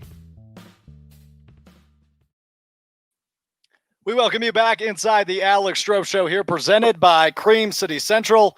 And we go to the phone lines for a conversation I've been looking forward to all day long. Joining me on the phone line is a 4-time Wisconsin Sports Writer of the Year, according to the National Sports Media Association. He got my vote last year. He covers the Brewers for the Milwaukee Journal-Sentinel, and he's got a new book out called Turning 50, The Brewers Celebrate a Half Century in Milwaukee, which is out now. It's Mr. Tom Haudricourt. Tom, thanks so much for taking some time, my friend. How are you? How are you doing? You know, I'm hanging in there. Obviously, it's been a weird 6 months, first 6 months of this calendar year, Tom, but trying to hang in there as much as we can. How's everything on your end? You staying safe and healthy? Yeah, that's been the main goal. I mean, without baseball and without much sports at all, you know, you've got to take care of yourself. Hope you get past this. You know, it's been a rough 2020. I know that we've all found out how much we miss sports when we don't have them. You don't realize till you don't have something how much you miss it. And then, and certainly baseball, and you know, that's what I do for a living. So it's I've been at home a lot more than I've ever been during the middle of the calendar year, probably in about 35 years. Yeah, you've been covering the Brewers, if I'm not mistaken, Tom, since 1987. So this is a nice little break for you. Yeah, I don't want it. None of us want. You know, I've done about all the yard work I care to do for this calendar year. So I'm ready to try to get baseball going. Certainly not looking good right now, but I'm not going to give up on it until we're told that it's time to give up on it. Yeah, Tom. Well, our Twitter poll question of the day today is the same one we had 2 weeks ago on June 2nd, and it's much different, the poll results. It is, will we have baseball in 2020? And less than 25% of people are now confident, whereas 2 weeks ago it was well over 50% is confident. So given yesterday, how are you feeling, Tom? I mean, I'm just gonna give you the floor and let you talk. Yeah, well, it was not a good day yesterday. You know, over the weekend, the players' union said they were pretty much done negotiating, and they said, just tell us when and where you want us to report, and let's go. You know, so they sort of threw the gauntlet down to ownership and said, all right, you know, you guys have the right to implement a season, go ahead and do it. So that seemed to unnerve owners because they had a conference call on Monday. Perhaps they weren't all in agreement about what, you know, should happen next, because Rob Manfred later came out and said he was no longer 100% sure that there would be a season. You know, they have a lot. Finances is what they've been fighting over, but they have, you know, some other things. They've got to get through the COVID-19 protocols. They've got some rule changes, some roster changes. there's all kinds of boxes that have to be checked.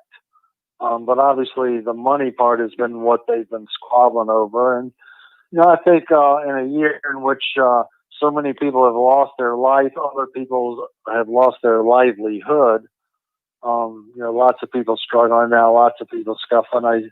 I figure the last thing they want to hear is that players and owners are fighting over money. So it's, I don't think it's played well. I think the optics have been bad for baseball.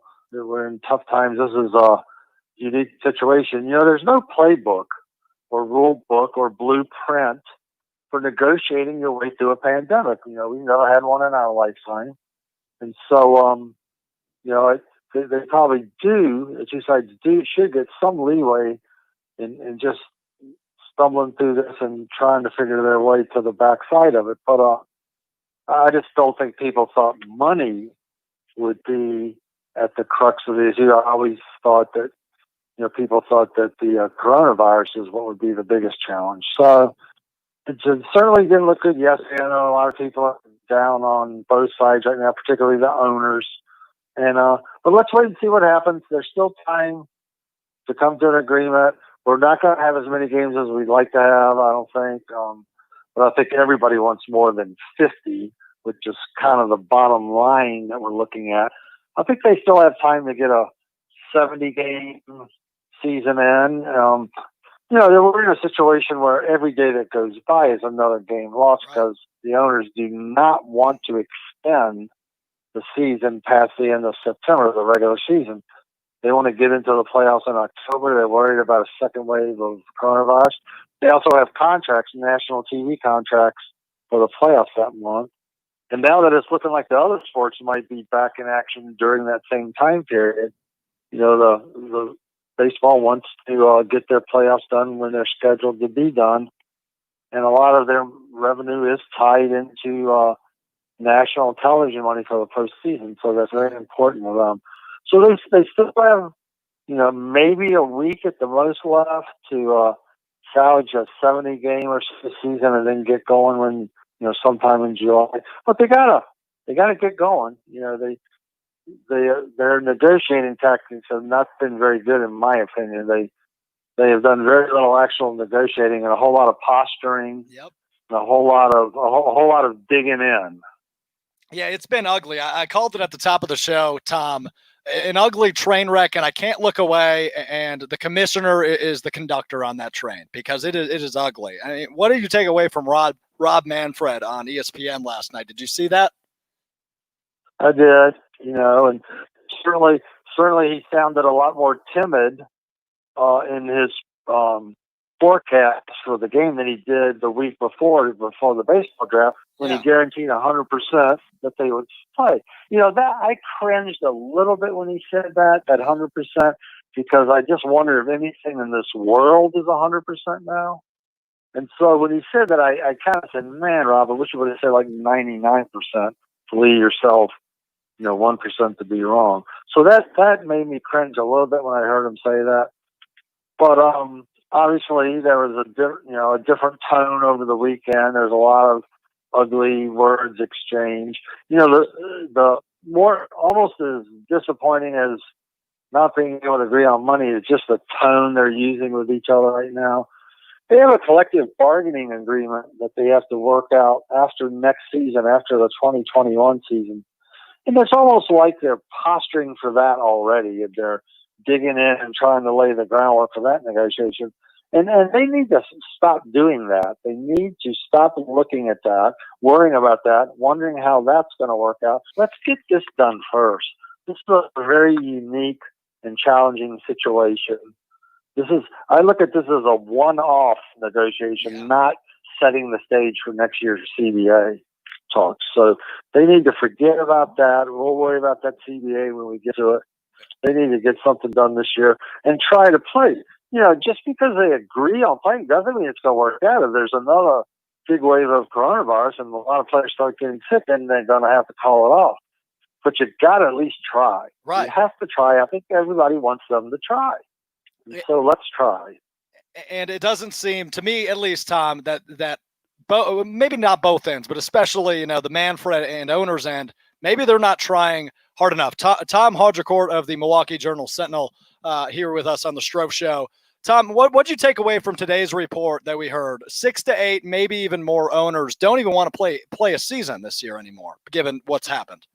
Well, yeah, I do think there's a lot of them that are trying to figure out if it's better to play or not play.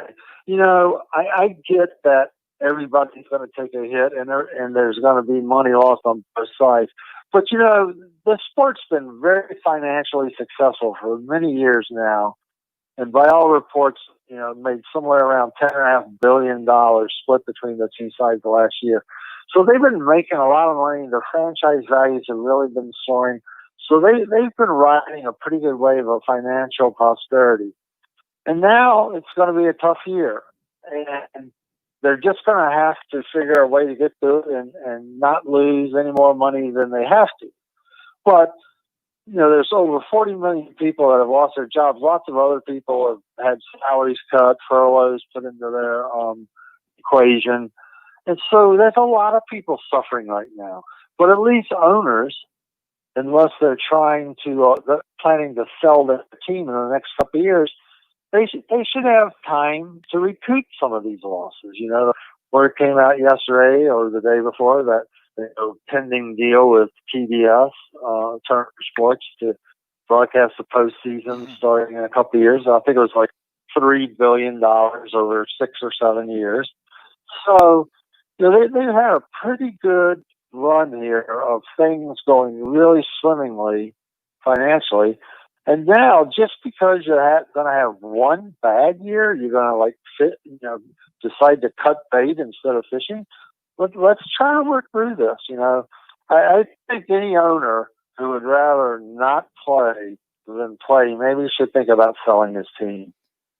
Yeah, and you know, I'm curious, and I don't know if you'll have an insight on this, but Bud Selig, as I know, he wrote the foreword of your book, which we'll get here to in a few minutes. I'm just curious what he's thinking, watching all this go down. I mean, I have to be curious, right? Well, you know, I talked to Bud a lot. We actually live in the same neighborhood. You know, he knows that how hard it was in '94 and '95 when they had to call off the World Series and they had that ugly work stoppage. And he pretty much promised himself to do whatever he could from then on to not let that ever happen again. And they've made it this far. You know, they've made it 25 years later. You know, they still have not had, you know, a work stoppage. And so they overcame years and years and years of having work stoppages, and it was really hurting the game badly. Mm-hmm.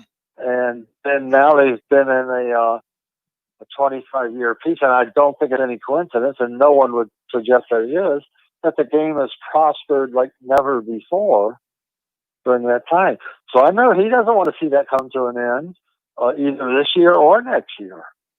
You know, so he you know, one thing that everybody always liked about Bud, both as an owner and as a commissioner, he was first a fan of the game. Yeah. And no fan of the game ever wants to see it shut down. And I think that's a great perspective on you know, the commissionership, if you will. You know, it's just all a mess. But let's get away from that because I'm sick of talking about it. Truthfully, Tom, we had an MLB draft last week, and obviously we won't see these guys for a while. But Garrett Mitchell, 20th overall, the outfielder from UCLA. What do you know about him? I know the Brewers were excited to get him. You know, for whatever reason, whether it's other teams just had other things in mind or whatever, he dropped farther in the first round than most people had projected him to. He has type 1 diabetes, and I don't know if some people were nervous about that, but he's had it since the 3rd grade. So this guy knows how to live with it and prosper with it and know what he has to do to be a baseball player with it. One of the top college players in the country, has 4 tools. The one tool he hasn't developed yet is power, but we'll wait. You know, Christian Yelich wasn't a power hitter when he was drafted either. So we'll wait and see. But he can run like a deer, great center fielder. He's kind of a prototypical leadoff guy. Gets on base a lot and then makes things happen on the bases. But we had to do a Zoom with him, and he was fantastic. Man, he's got a lot of life to him. Really funny kid, really fun kid. So I think they really are on to something there. You know, UCLA is a really top-notch baseball program. So they were excited to get him at number 20. And then after you talk to him, and the more you look into him, the more you see why. Yeah, and I saw something on Twitter that he quote tweeted and said, we're going to do this. Every position player that's been drafted 20th overall or higher from UCLA has won a World Series. So that's big shoes to fill. What a challenge, huh? What a challenge. And, it's a great program. He's coming from a hotbed of the country, Southern California. A lot of great baseball players come out of there. So, hopefully we can get some. I don't think we'll have minor league baseball this year, but hopefully they can get his pro career started as soon as possible, because I think he could be a guy that goes fast to the big leagues. And we hope so. That's what you always hope for with your first round pick, isn't it? Especially out of college. Especially out of college. Tom, before we let you go, let's talk about the new book, Turning 50. The Brewers celebrate a half century in Milwaukee. You've been a part of a lot of that half century, so fitting you wrote it. Forward, as I mentioned earlier, by Bud Selig. Tell me about the book and how it came together.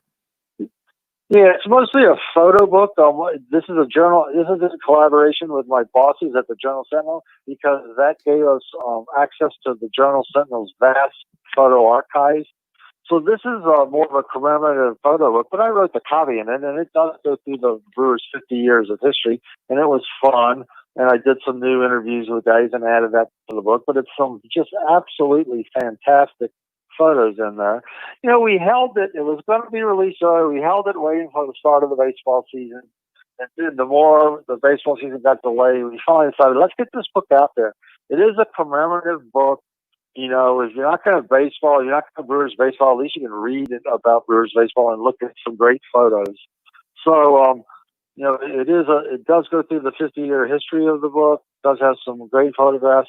You can get it from KCI Sports Publishing or Amazon Books or Boswell Books. It's being sold in Meijer grocery stores, Kroger grocery stores, I believe Pick and Save. So you can get it pretty much wherever books are available.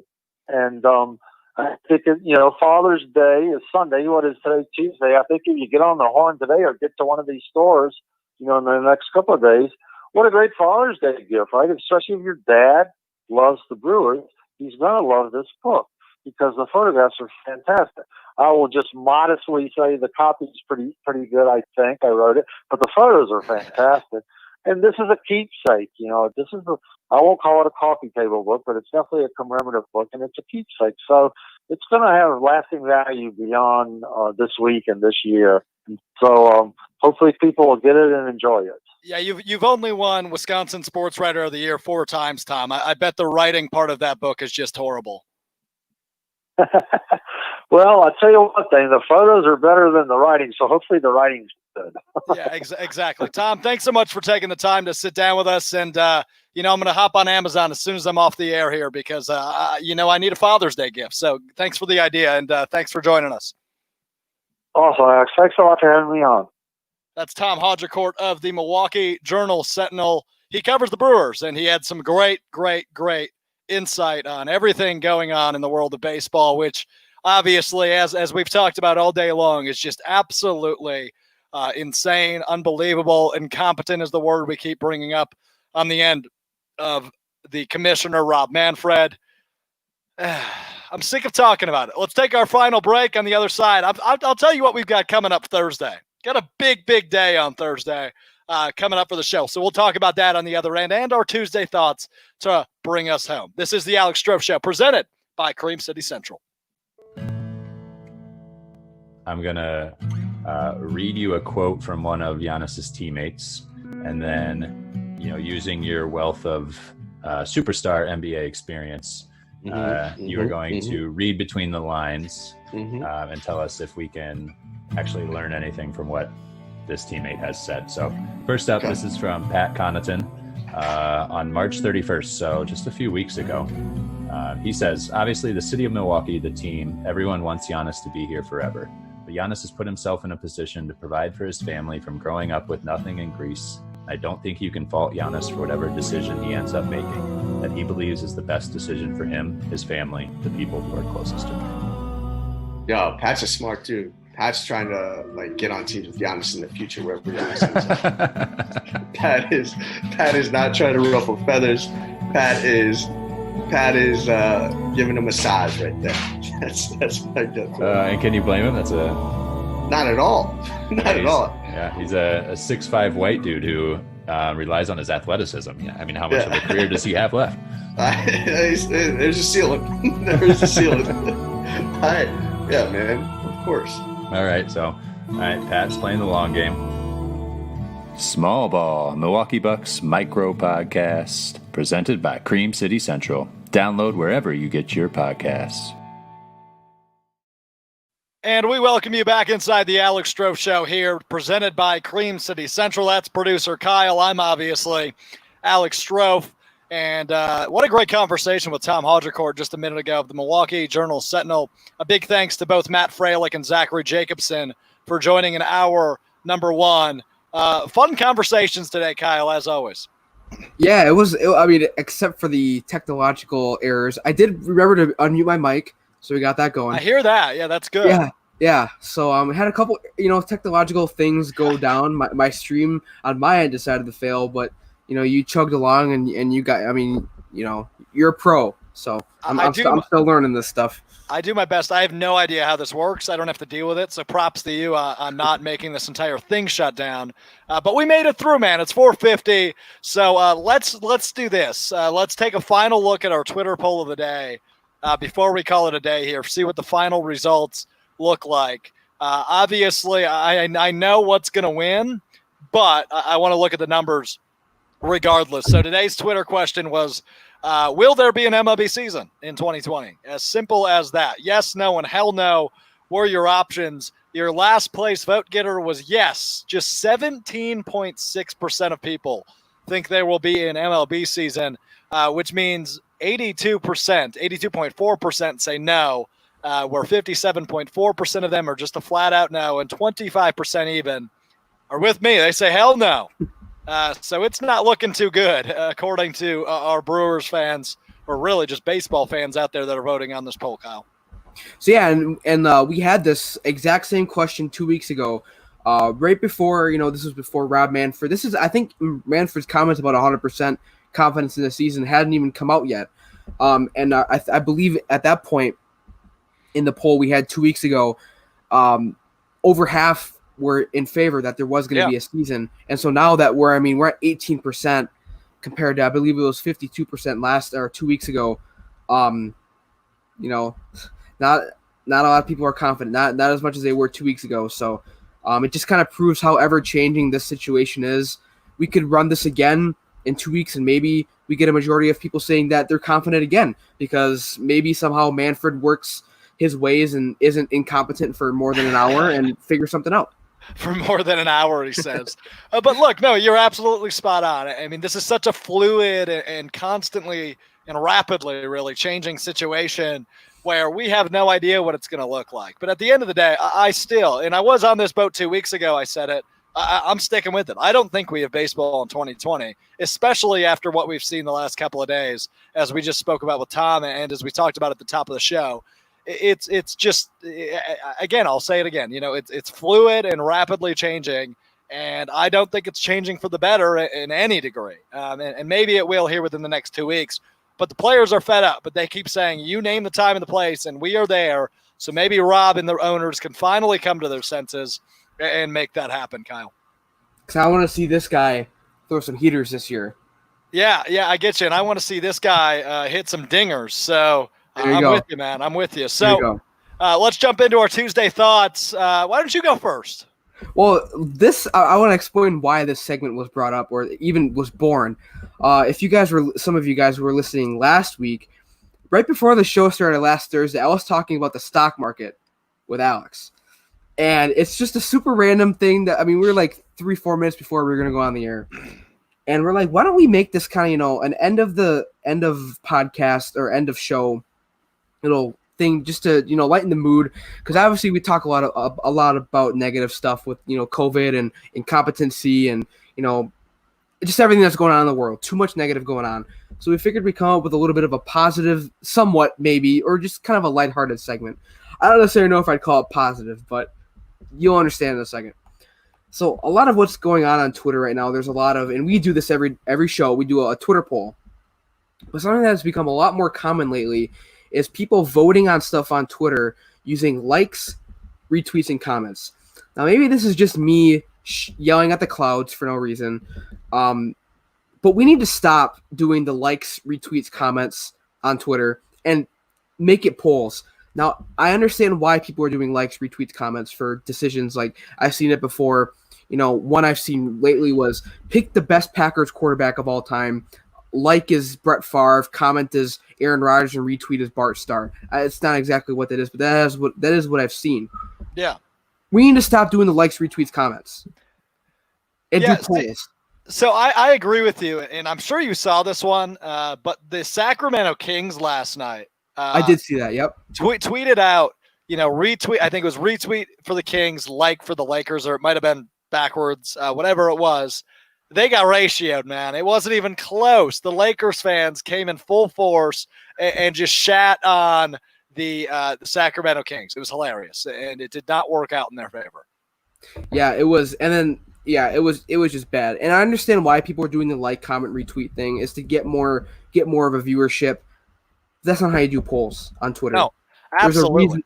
There's a reasoning for polls. And no, correct. Alex, shat is not a swear word. Okay, I wanted to double check. I know we're not FCC regulated, but I wasn't sure if shat was a swear word. I don't think so. I think, isn't it just the past tense of the S word? I don't know. I could be incorrect. So what's your Tuesday's thought? So I went to Quick Trip this morning, as one does in this wonderful state. And I don't remember the guy's name off the top of my head. Let's just say it's Philip.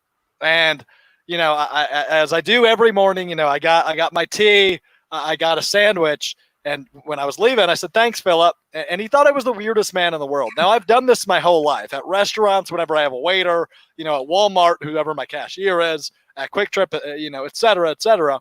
Wherever they wear a name tag, I've always read it because I feel like it's more personal to call somebody by the first name. But every time I do it, either somebody I'm with or the person I'm talking to in particular looks at me like I am the weirdest human being of all time. So I would like to normalize name tag reading. I think it's normal, and I think it's appreciated. It should be, at least. I worked at a grocery store for a long time, a couple years. I worked at a couple different places. I worked at I worked for a baseball team. Had a name tag for a lot of those jobs, and it happened to me once in a while. I didn't necessarily think it was weird. I think it more or less just took me back than anything. Okay, that's kind of like I didn't more than like I didn't expect it. Not that necessarily it's. But you're wearing a name tag. I know, yeah. So I wouldn't necessarily say it was weird, but more like it just doesn't happen very often, and you're like, oh, okay. But isn't the point of wearing a name tag so people can call you by their name? I don't understand why people think it's so weird. That's a good point. I don't know. I feel like the whole name tag thing is like, say if you're at a grocery store and you can't find where you're going, but even still, then you're reading the name off the name tag. So I don't know. I mean, sure. I'll just agree with you and say that. I mean, it's not. I don't think it's necessarily weird. I just like when I have had it happen to me personally, I'm just like, oh, okay, he read my name tag, whatever, or he or she read my name tag. Fair enough. All right, before we get to the 5 o'clock hour, and we got to cut things off, let's talk about Thursday, because Thursday is a big, big show. So first off, the Fight Night topic this week, in case you missed it, is what is the best division in the NFC? You can tweet us, you can tweet me, you can comment on these videos, whatever you got to do. What is the best division in the NFC? I go with the NFC South. I think you're wrong, but that's okay. I'm not debating. I don't debate. Pick, though? NFC West. We'll get into a little bit of a debate.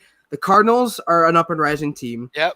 The Niners are going to be Super Bowl contender again. I don't think so. But Seattle is going to be a potential Super Bowl contender again. Yes, I agree with that. And the Rams, while they had a down year, they've made significant improvements on their team. So I think all four teams legitimately have a shot to make it to the playoffs, and I don't think you can see that again across any other division. I don't think you have all four teams that could legitimately make the playoffs. What do you count out in the South? Carolina and Atlanta I count out. I don't think Carolina or Atlanta is going to make it. I think Atlanta's got a good shot. I think they just played down. And then in the North, I think the Lions I don't think the Lions are going to make it. I think they've got a shot. And I think Chicago and Minnesota are fringe playoff teams. In the East, NFC East sucks. Yeah, it's not good. We don't even need to look at that one. But So- you'd put real quick before we run out of time here, Kyle. You would put Chicago over Detroit in the NFC North. Yes. I don't agree with that, but we can get into that another time. It's a good thing I don't debate you because I don't know how much I'd back myself up on that. So on Thursday, though, we have Fight Night. That topic, we have that going on. We have the founder of Pack-A-Day Podcast, a reporter at PackerReport.com, and one of the biggest names in Packers Twitter, Andy Herman, will join us on Thursday. And this is going to be the interview of the week. Oh, yeah. As much as I just enjoyed all the conversations we've had, and I will enjoy my conversation with Andy, this will be the interview of the week, if not the month, as the brand new hire at UW Green Bay, their brand new men's basketball coach, Will Ryan, will join us on Thursday via the phone line, and he's going to go through the wrath of Strouf, which won't be much. It'll be a fun conversation. But he joins us on Thursday, so big show ahead on Thursday. I mean, yeah, we've been following this situation with UW Green Bay since day one of the podcast. We talked about Link Darner getting fired. We talked with Scott Vency, who had a fantastic interview we had last week, talking about it a little bit. And then we're going to have the man himself, the son of Bo Ryan, on the show. I mean, when you think about Wisconsin basketball, you think about the Ryan family with Bo Ryan. Yeah. And now his son is going to be taking over one of the, I mean, obviously Wisconsin basketball in Madison is the biggest program in the state. UWGB is one of, it's a mid-major. It was a growing team and had made the tournament a couple years ago. So we'll see. We will see, indeed. That's producer Kyle. I'm Alex Strouf. We will see you same time, same place on Thursday. This has been the Alex Strouf Show, presented by Cream City Central.